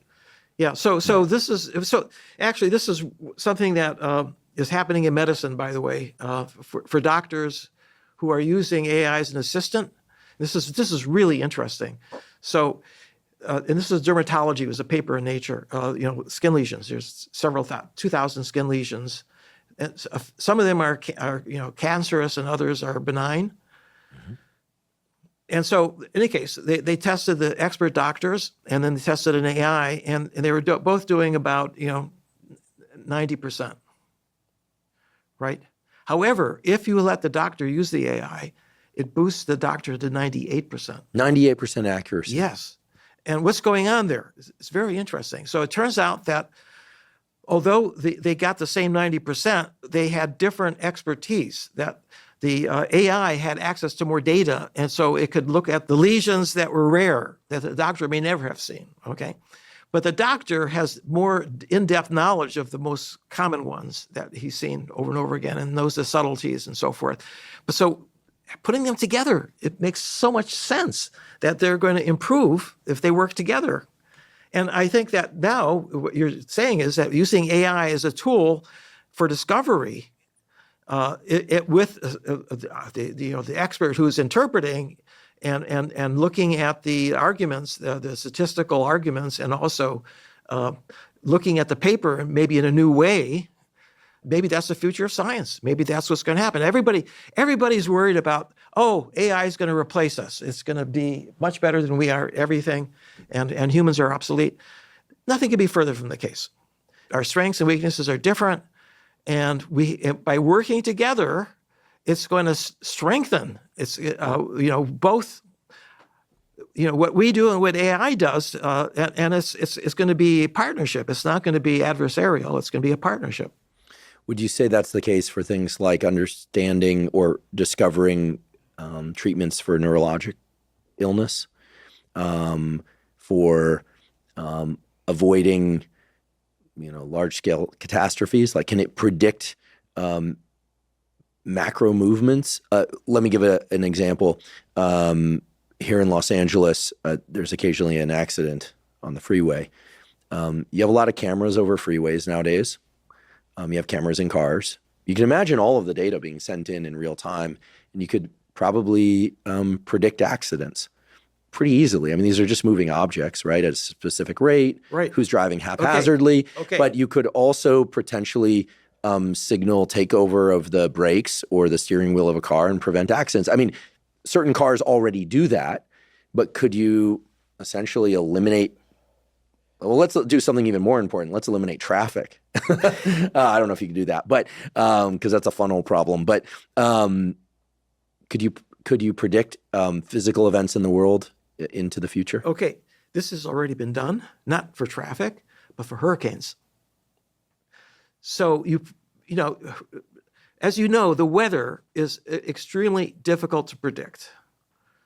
And except here in California, where it's always going to be sunny, right? But now, what they've done is to feed a lot of previous data from previous hurricanes, and also simulations of hurricanes. You can simulate them in a supercomputer. It takes days and weeks, so it's not very useful for actually accurately predicting where it's going to hit Florida. But what they did was, after training up the AI on all of this data, it was able to predict with much better accuracy exactly where in Florida it's going to make landfall. And it does that on your laptop in 10 minutes.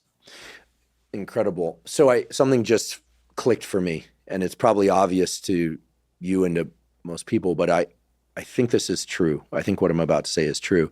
At the beginning of our conversation, we were talking about the acquisition of knowledge versus the implementation of knowledge, just learning facts versus learning how to implement those facts in the form of physical action or cognitive action, right? Math problem is cognitive action, physical action. Okay.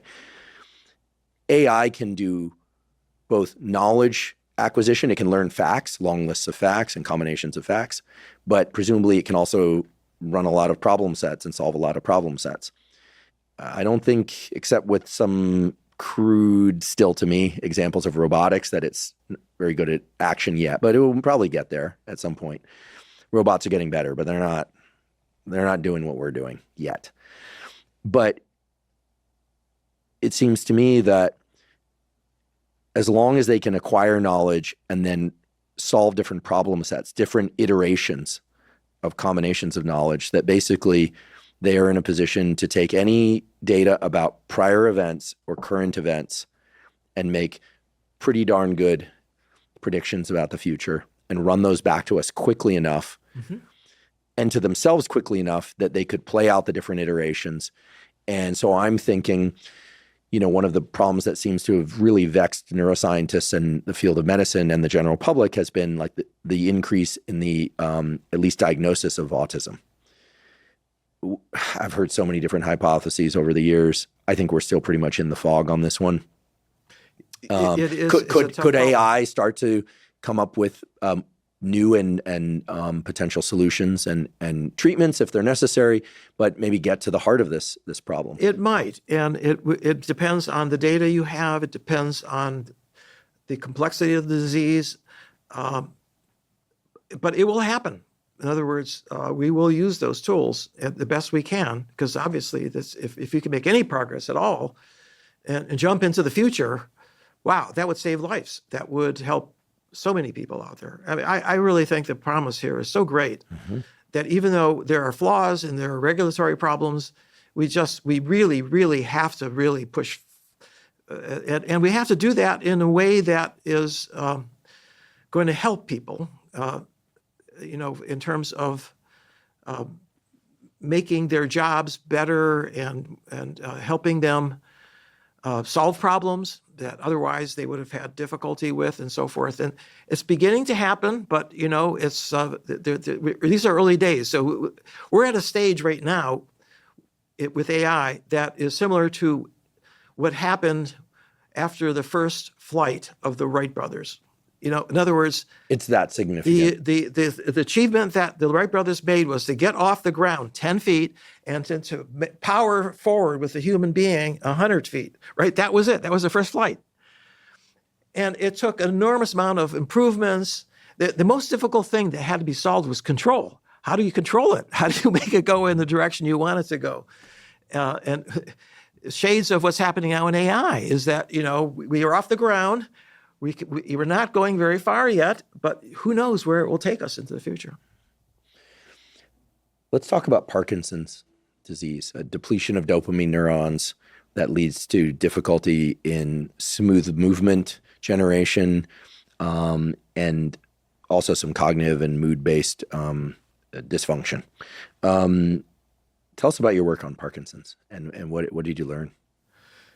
So as you point out, Parkinson's is first a degenerative disease. It's very interesting because the dopamine cells are a particular part of the brain, the brainstem, and they are the ones that are responsible for procedural learning. I told you before about temporal difference. It's dopamine cells. And it's a very powerful way it's a global signal. It's called a neuromodulator because it modulates all the other signals taking place, throughout the cortex. And also, it's very important for learning sequences of actions, that produce survival. And but the problem is that with certain environmental insults, especially toxins like pesticides, those neurons are very vulnerable, and when they die, you get all of the symptoms that you just described. The people who have lost those cells, actually before the treatment, L-DOPA, which is a dopamine precursor, they actually became comatose. Right? They didn't move. They were still alive, but they just didn't move at all. It's tragic. It's locked in. It's called. Yeah, it's tragic. So when the first trials of L-DOPA were given to them, it was magical because suddenly they started talking again. So, this is amazing. I'm curious, when they started talking again, did they report that their brain state during the locked-in phase was slow velocity? Like, was it sort of like a dreamlike state, or they felt like they were in a nap, or were they in there like screaming to get out? Because their physical velocity obviously was zero. They're locked in after all. And I've long wondered, when coming back from a run or from waking up from a great night's sleep, when I shift into my waking state, whether or not physical velocity and cognitive velocity are linked. Okay, that's a wonderful observation or a question. I'll bet you know the answer. Okay, here's something that is really amazing. It was discovered interestingly when they tend to move slowly, as you said, but to them cognitively they think they're moving fast. Now, it's not because they can't move fast, because you can say, well, can you move faster? Sure. And they move normal, right? But to them, they think they're moving at super velocities. So it's a set point issue. So it's a set point issue. Yes, it's all about set points. That's what's really going on. And as the set point gets further and further down, that now they without moving at all, they think they're moving, right? This is what's going on. By the way, you can ask them, what was it like? We were talking to you and you didn't respond. Oh, I didn't feel like it. The brain confabulates an answer. They confabulated it because they didn't have enough energy, or they couldn't initiate. They couldn't initiate actions. Mm-hmm. That's one of the things that they have trouble with movements. Starting a movement. Yeah, as you can tell, I'm fascinated by this notion of cognitive velocity. And again, there may be a better or more accurate or official language for it, but I feel like it encompasses so much of what we try to do when we learn, and the fact that during sleep you have these very vivid dreams during rapid eye movement sleep. So cognitive velocity is very fast. Time perception is different than in slow wave sleep dreams. Right. And I really think there's something to it as a at least one metric that relates to brain state. Yes. I've long thought that we know so much more about brain states during sleep than we do about wakeful brain states. Right. Like we talk about focus, motivated, flow. These are not scientific terms. I'm not being disparaging of them. They're pretty much all we've got until we come up with something better. But like we're biologists and neuroscientists and computational neuroscientists in your case, and we're like trying to figure out like what brain state are we in right now. Our cognitive velocity is a certain value, but I think the more that people think about this, I'll venture to say that the more that they think a little bit about their cognitive velocity at different times of day, start to notice that tends to be a few times of day. For me, it tends to be early to late mid-morning, and then again in the evening after a little bit of trough in energy. That hour and a half each, like that's the time to get real work done. Because I can mentally sprint far at those times. Right. But there are other times of day when Molasses. I don't care how much caffeine I drink. I don't care unless it's a stressful event that I need to meet the demands of that stress. I just can't get to that faster pace while I'm also engaging. You can read faster, you can listen, but you're not using the information. You're not storing the information. That's right. What times a day for you are No, I get most done in the morning, and then you're right. Later, after dinner, is also different though. I think in the morning, I'm better at creative stuff, and then I think that in the evening, I'm better at actually just cranking it out. Interesting. Given the relationship between body temperature and circadian rhythm, right. I would like to run an experiment that relates core body temperature to cognitive velocity. I've actually noticed, this is something that is just purely subjective, but the temperature at the Salk inside the building is kept 75. It's like, it's rock solid. But in the afternoon, I feel a little chilly. Mm-hmm. It's probably my, internal. Mm-hmm. Sure. Body temperature. Body temperature, is probably going down. And that may correspond to the loss of energy, the amount of the ability for the brain and everything else. Mm-hmm. By the way, this is Q10, this is a jargon. Every single enzyme in your every cell can go at different rates depending on the temperature, right? Mm-hmm. And so, so if the body temperature is doing this, and all the cells are doing this too, right? So this is, it's an explanation. I'm not sure if it's the right one, but. Yeah, Craig Heller, my colleague at Stanford in the biology department, has beautifully described how the enzymatic control over pyruvate, I believe it is, controls muscular failure. That local muscular failure, when people are like trying to move some resistance, has everything to do with the temperature, the local temperature that shuts down certain enzymatic processes that don't allow the muscles to contract the same way. He knows the details, and he covered them on this podcast, and I'm forgetting the details. You start to go, wow, like these enzymes are so beautifully controlled by temperature. And of course, his laboratory is focused on ways to bypass those temperature or to change temperature locally in order to bypass those limitations, and have shown them again and again. It's just incredible.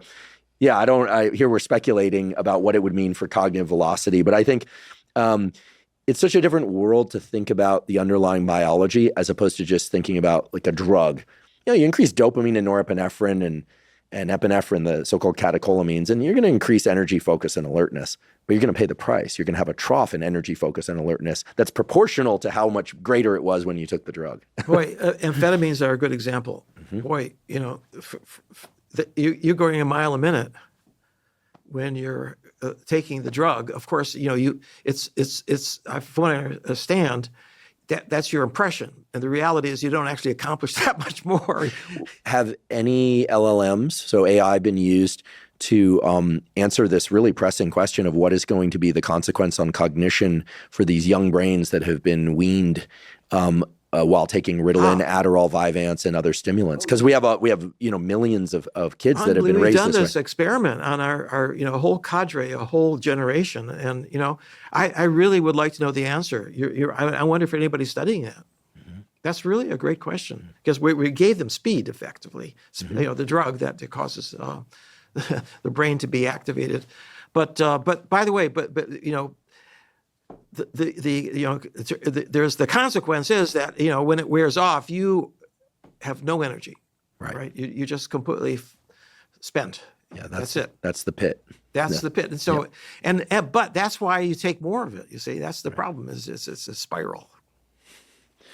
I love how today you're making it so very clear how computation, how math and computers and AI now are really shaping the way that we think about these biological problems, which are also psychological problems, which are also daily challenges. I also love that we touched on mitochondria and how to replenish mitochondria.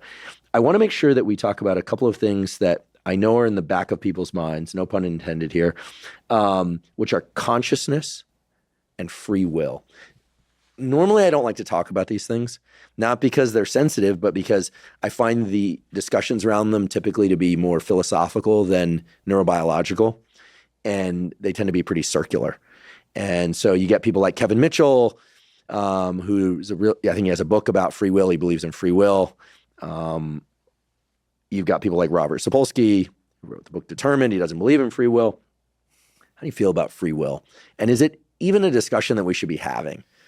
Well, if you go back 500 years, to the Middle Ages, the concept didn't exist, or at least not in the way we use it, because everybody, it was the way that humans felt about the world and how it worked and its impact on them was that it's all fate.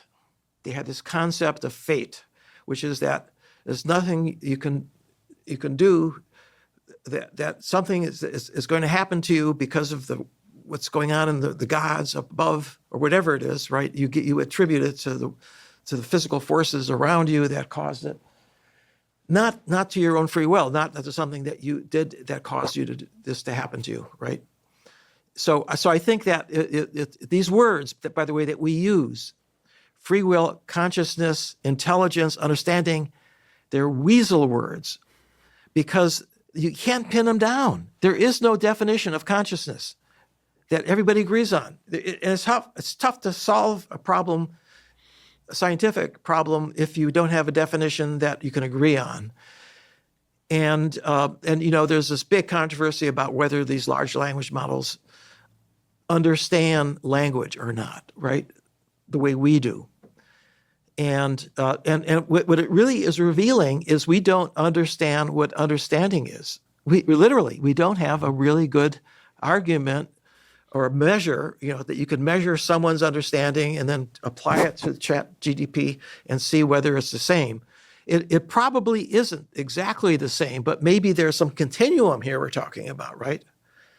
The way I look at it, it's as if an alien suddenly landed on Earth and started talking to us in English, right? And the only thing we could be sure of it was that it's not human. Right? I met some people that I wondered about their terrestrial origins. Okay. Well, now there's a big diversity amongst humans too. You're right about that. Yeah. Certain colleagues of ours at UCSD years ago, one in particular in the physics department, who I absolutely adore as a human being, just had such an unusual pattern of speech, of behavior, totally appropriate behavior, but just unusual. In the middle of a faculty meeting, would just kind of turn to me and start talking while the other person was presenting. And I was like, maybe not now. And he would say, oh, okay. But in any other domain, you'd say he was very socially adept. And so, there's certain people that just kind of discard with convention. And you kind of wonder, like, is he an alien? It's kind of cool in a cool way. Like, he's one of my, again, a friend and somebody I really delight in. It's true. It's true. Not everybody has adopted the same social conventions. It could be a touch of autism. Mm-hmm. That's a problem. In other words, there are very high functioning autistic people out there. Mm-hmm. Well, he's brilliant. And often they are, there are high people who are brilliant with autism. But could you build an LLM that was more on one end of the spectrum versus the other to see what kind of information they forage for? I reviewed a paper. It seemed like it would be a really important thing to do. It's been done. Okay, there was a paper that I reviewed where they took the LLM and they fine-tuned it with different data from people with different disorders, the autism and so forth. And sociopaths, That's scary. But you want to know the answer. No. Yeah. And they got these LLMs to behave just like those people who have these disorders. You can get them to behave that way, yes. Could you do political leaning and values? I haven't seen that, but it's pretty clear that, to me at least, that if you can do sociopathy, you can probably do any political belief, But you could also view all this as, you could take benevolent tracks. You could also say hyper-creative, sensitive to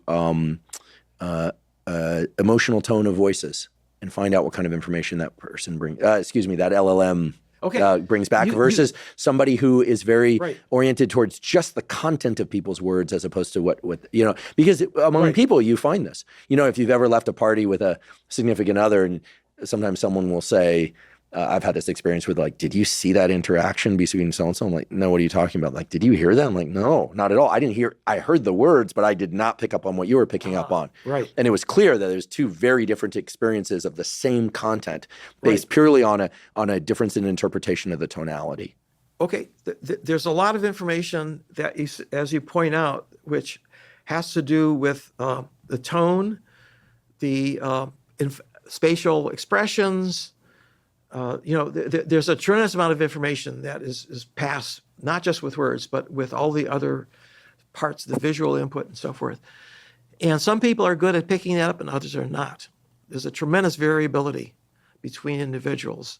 And, that's biology is all about diversity. And it's all about, needing a gene pool that's very diverse so that you can evolve and survive catastrophic changes that occur in a climate, for example. But wouldn't it be wonderful if we could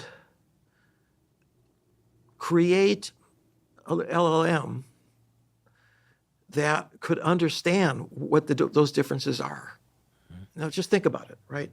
Like a truly diverse LLM that integrated all those differences. Yeah, but here's what you'd have to do. What you'd have to do is to train it up on data from a bunch of individuals, human individuals. Now, one of the things about these LLMs is that they don't have a single persona. They can adopt any persona. You have to tell it what you're expecting from. Or ask it in a way that works for you, and you'll get back a certain persona. I once gave it an abstract from a paper, very technical, computational paper. And I said, you are a neuroscientist. I want you to explain this abstract to a 10-year-old. It did it in a way that I could never have done it. It really simplified it. Some of the subtleties were not in it, but it explained, what plasticity it was and explained what a synapse is. And, Amazing. It did that. It's almost like a qualifying exam for a graduate student. I saw something today on X, formerly known as Twitter, that blew my mind, that I wanted your thoughts on, that is very appropriate to what you're saying right now, which is someone was asking questions of an LLM on ChatGPT or maybe one of these other Anthropic or Claude or something like that. I probably misused those names. One of the AI online sites. And somewhere in the middle of its answers, the LLM decided to just take a break and start looking at pictures of landscapes in Yosemite. Like the LLM was doing what a maybe cognitively fatigued person or what any kind of online person online would do, which was to take a break and look at a couple pictures of something maybe they're thinking about going camping there or something, and then get back to whatever task. We hear about hallucinations in AI, that it can imagine things that aren't there, just like a human brain. But that blew my mind. I haven't encountered that, but isn't it fascinating? That's a sign of a real generative internal model. If it's here's the thing that the thing that most distinguishes, I think, an LLM from a human is that if you go into a quiet room, and just sit there without any sensory stimulation, your brain keeps thinking, right? In other words, you think about what you want to do, planning ahead or something that happened to you during the day, right? Your brain is always generating internally. After talking to you, one of these large language models just goes blank. There is no continuous, self-generated thoughts. And yet we know self-generated thought, and in particular brain activity during sleep, as you illustrated earlier with the example of sleep spindles and rapid eye movement sleep, are absolutely critical for shaping the knowledge that we experience during the day. So, yes. So these LLMs are not quite where we are at yet. I mean, they can outperform us in certain things like Go, but how soon will we have LLMs, AI that is, with self-generated internal activity? We're getting closer. And so this is something I'm working on myself, actually, trying to understand how that's done in our own brains, was generating continual brain activity that leads to, planning and things. That we don't know what the answer to that is yet in neuroscience. And by the way, you go to a lecture and you hear the words one after the next over an hour, and you see the slides one after the next. At the end, you ask a question, right? Just let's think about what you just did. Somehow you're able to integrate all that information over the hour and then use your long-term memory then to come up with some insight or some issue that you want.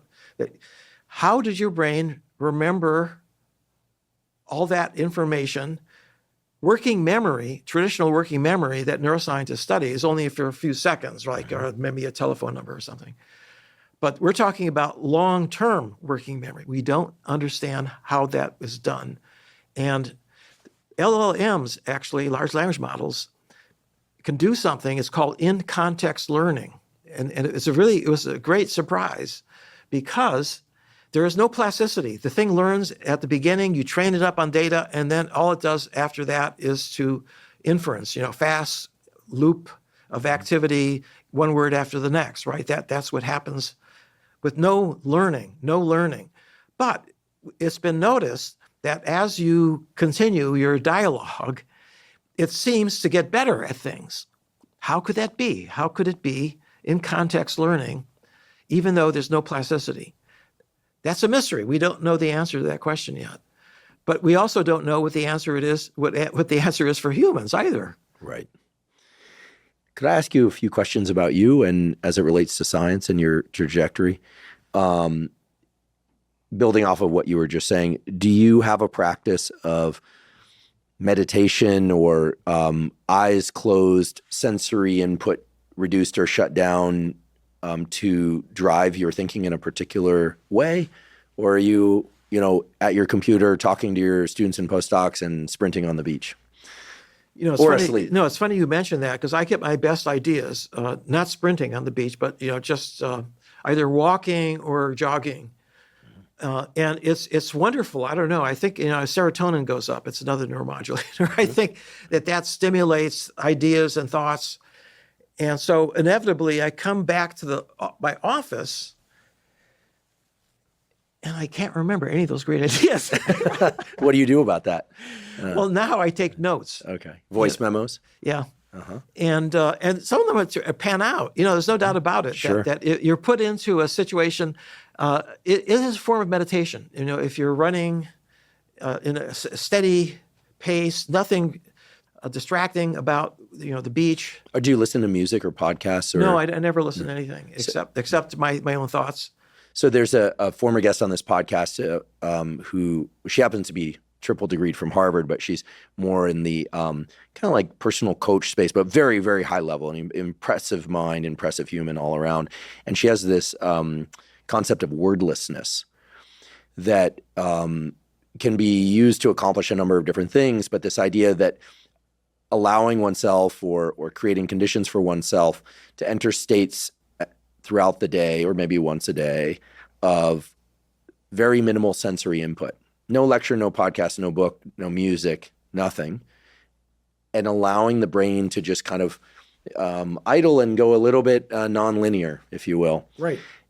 Where we're not constructing thoughts or paying attention to anyone else's thoughts through those media venues in any kind of structured way as a source of great ideas and creativity. It's been studied. Psychologists call it mind wandering. Mind wandering. Yeah, it is a significant literature. And it's often when you have an aha moment, when your mind is wandering and it's thinking non-linearly in the sense of not following a sequence that is logical, hopping from thing to thing. Often that's when you get a great idea. With just letting your mind wander. Yeah, and that happens to me. I wonder whether social media and just texting and phones in general have eliminated a lot of the, walks to the car after work where one would normally not be on a call or in communication with anyone or anything. I used to do experiments where I was, pipetting and running immunohistochemistry, and it was very relaxing. And I could think while I was doing, because I knew the procedures, and then, you had to pay attention to certain things, write them down. But I would often feel like, wow, I'm both working and relaxing and thinking of things. And then I would listen to music sometimes. Okay, so we have a whole session, a clip in Learning How to Learn about exactly this phenomenon. Here's what we tell our students, right? Is that, if you're having trouble with some concept, or, you don't understand something, you're beating your head against the wall, don't stop. Just go off and do something. Go off and clean the dishes. Go off and, walk around the block. And inevitably what happens is when you come back, your mind is clear and you figure out what to do. And that's one of the best pieces of advice that anybody could get, because nobody has told us how the brain works, right? Some people are really good at intuiting because they've experienced maybe, but everybody the other thing is everybody I know who's really made important contributions, and I'll bet you're one of them. You're struggling with some problem at night and you go to bed and you wake up in the morning, that's the solution. That's what I should do, right? First thing in the morning when I wake up is when I'm almost bombarded with, I wouldn't say insight, and not always meaningful insight, but certainly what was unclear becomes immediately clear on waking. That's right. That's the thing that is so amazing about sleep. And you can see people who know this can count on it. In other words, the key is to think about it before you go to sleep. Right? Your brain works on it during the sleep period, right? And so, don't watch TV, because then who knows what your brain's going to work on. Use the time before you fall asleep to think about something that is bothering you, or maybe something that you're trying to understand. Maybe a paper that you read the paper and say, I'm tired, I'm going to go to sleep. You wake up in the morning and say, I know what's going on in that paper. Yeah, that's what happens. You can use once you know something about how the brain works, you can take advantage of that. Do you pay attention to your dreams? Do you record them? No. Okay, so here's the problem. Dreams seem so iconic, and a lot of people, somehow attribute things to them. But there has never been any good theory or any good understanding, first of all, why we dream. It's still not completely clear. There are some ideas, but why this particular dream? Does that have some significance for you? And the only thing that I know that might explain a little bit is that the dreams are often very visual. Rapid eye movement sleep, so that there's something happening. Actually, it's interesting. All the neuromodulators are downregulated during sleep, and then during REM sleep, the acetylcholine comes up, right? So that's a very powerful neuromodulator. It's important for attention, for example, but it doesn't come up in the prefrontal cortex, which means that the circuits in the prefrontal cortex that are interpreting the sensory input coming in are not turned on. So any of these, whatever happens in your visual cortex is not being monitored anymore. Mm-hmm. So you get bizarre things, that you start floating and, things happen to you, and, it's not anchored anymore. And so, but that still doesn't explain why, right? Why you have that period. It's important because if you block it, and there are some sleeping pills that do block it, it really does cause problems with, normal cognitive function. Cannabis as well. People who come off cannabis experience a tremendous REM rebound and lots of dreaming in the the days and weeks and months after cannabis. Wow. I don't want to call it withdrawal because that has a different meaning. No. It's the imbalance that was caused of because the brain adjusted to the endocannabinoid levels, and now. It's got to go back, and it takes time. But it's interesting, isn't it interesting? It affects dreams. Yeah. I think that may be a clue. Maybe very common phenomenon. I'm told. I'm not a cannabis user, but no judgment there. I just am not.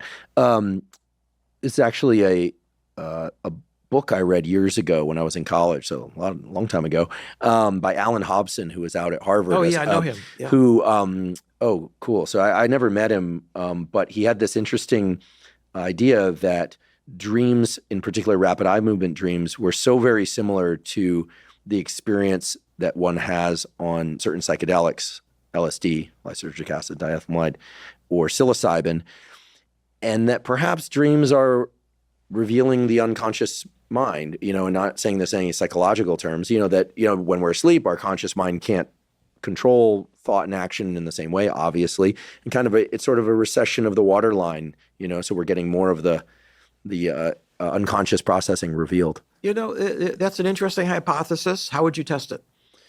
I'd probably have to put someone in a scanner, have them go to sleep, put them in the scanner on a psilocybin journey, I see. Okay. This kind of thing. That it's tough. I mean, any of these observational studies, of course, we both know are deficient in the sense that what you'd really like to do is control the neural activity. That's right. You'd like to get in there and tickle the neurons over here and see how the brain changes, and you'd love to get real-time subjective report. This is the problem with sleep and dreaming is you can wake people up and ask them what they were just dreaming about, but you can't really know what they're dreaming about in real time.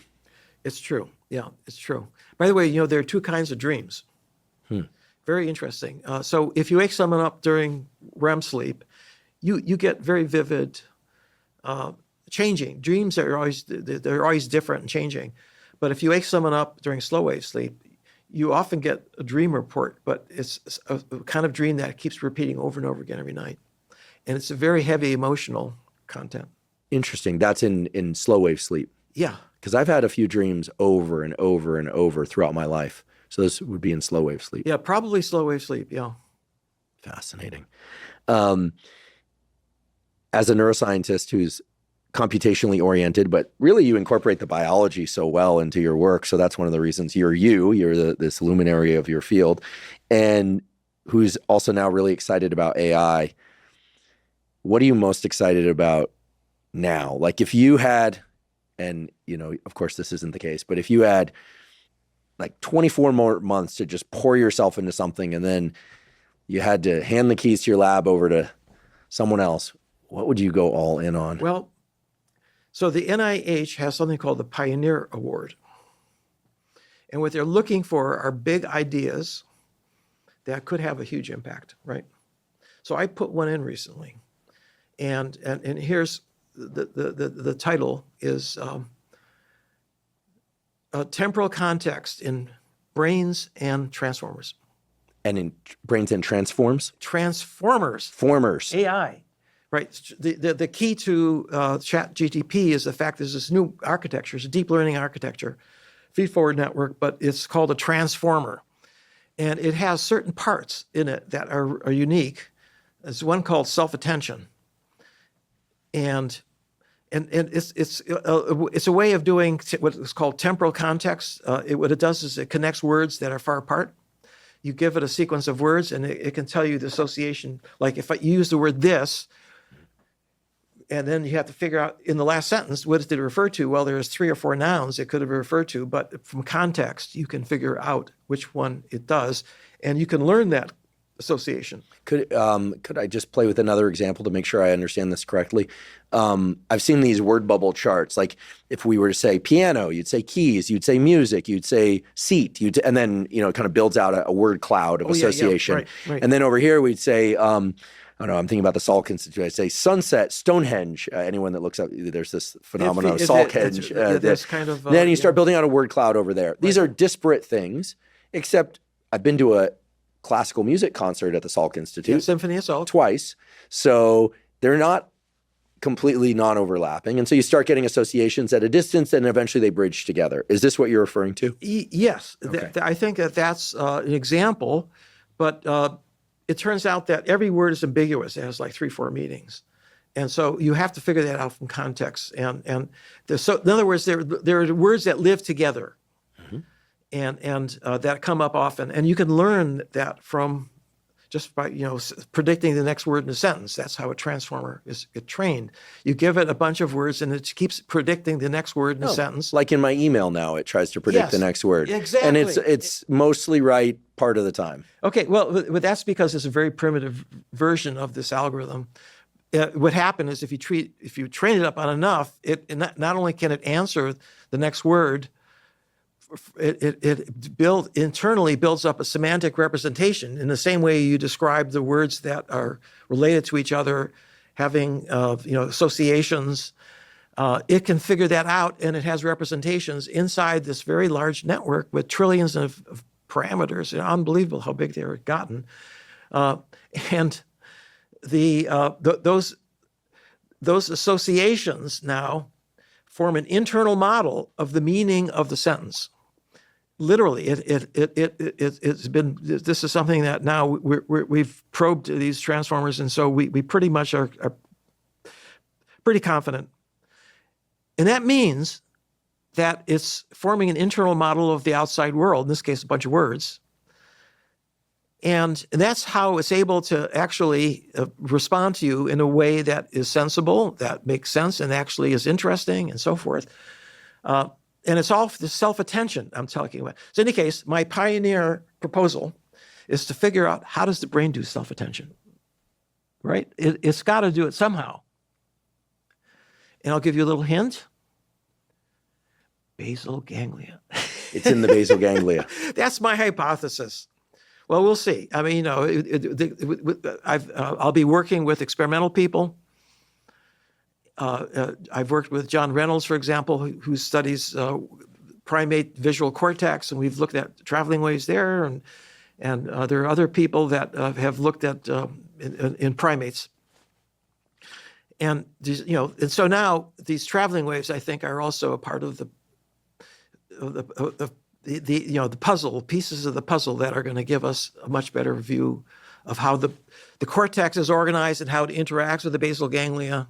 We've already been there, but we still, neuroscientists have studied each one of these parts of the brain independently, and now we have to start thinking about putting the pieces of the puzzle together, right? Trying to get all the things that we know about these areas and see how they work together in a computational way. And that's really where I want to go. I love it. And I do hope they decide to fund your Pioneer Award. I do too. Yeah. And should they make the bad decision not to, maybe we'll figure out another way to get the work done. Certainly you will. Terry, I want to thank you. First of all, for coming here today, taking time out of your busy cognitive and running and teaching and research schedule to share your knowledge with us. And also for the incredible work that you're doing on public education and teaching the public, I should say, giving the public resources to learn how to learn better at zero cost. So we will certainly provide links to Learning How to Learn and your book and to these other incredible resources that you've shared. And you've also given us a ton of practical tools today related to exercise mitochondria and some of the things that you do, which of course are just your versions of what you do, but that certainly are going to be of value to people, including me, in our cognitive and physical pursuits, and frankly, just longevity. I mean, this is not lost on me and those listening that your vigor is, as I mentioned earlier, undeniable. And it's been such a pleasure over the years to just see the amount of focus and energy and enthusiasm that you bring to your work, and to observe that it not only hasn't slowed, but you're picking up velocity. So thank you so much for educating us today. I know I speak on behalf of myself and many, many people listening and watching. This is a real gift, a real incredible experience to learn from you. Wow. So thank you so much. Well, thank you. And I have to say that I've been blessed over the years with wonderful students and wonderful colleagues, and I count you among them, who really I've learned a lot from. Thank you. But we're science is a social activity, and we learn from each other, and we all make mistakes. But we learn from our mistakes. And that's the beauty of science, is that we can make progress. Now, your career has been remarkable too, because you have affected and influenced more people than anybody else I know personally with the knowledge that you are broadcasting through your interviews, but also, just in terms of your interests. Really, I'm really impressed with what you've done, and I want you to keep, at it, because we need people like you. We need scientists who can actually express and reach the public. If we don't do that, everything we do is behind closed doors, right? Nothing gets out, and so you're one of the best of the breed in terms of being able to explain things in a clear way that gets through to more people than anybody else I know. Oh, well, thank you. I'm very honored to hear that. It's a labor of love for me, and I'll take those words in, and I really appreciate it. It's an honor and a privilege to sit with you today, and please come back again. I would love to. Yeah. All right. Thank you, Terry. You're welcome.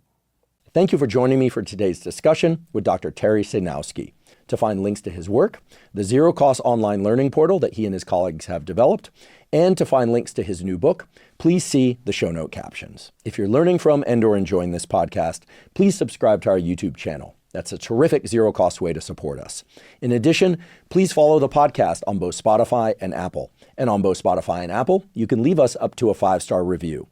Please check out the sponsors mentioned at the beginning and throughout today's episode. That's the best way to support this podcast. If you have questions or comments about the podcast, or guests or topics that you'd like me to consider for the Huberman Lab podcast, please put those in the comment section on YouTube.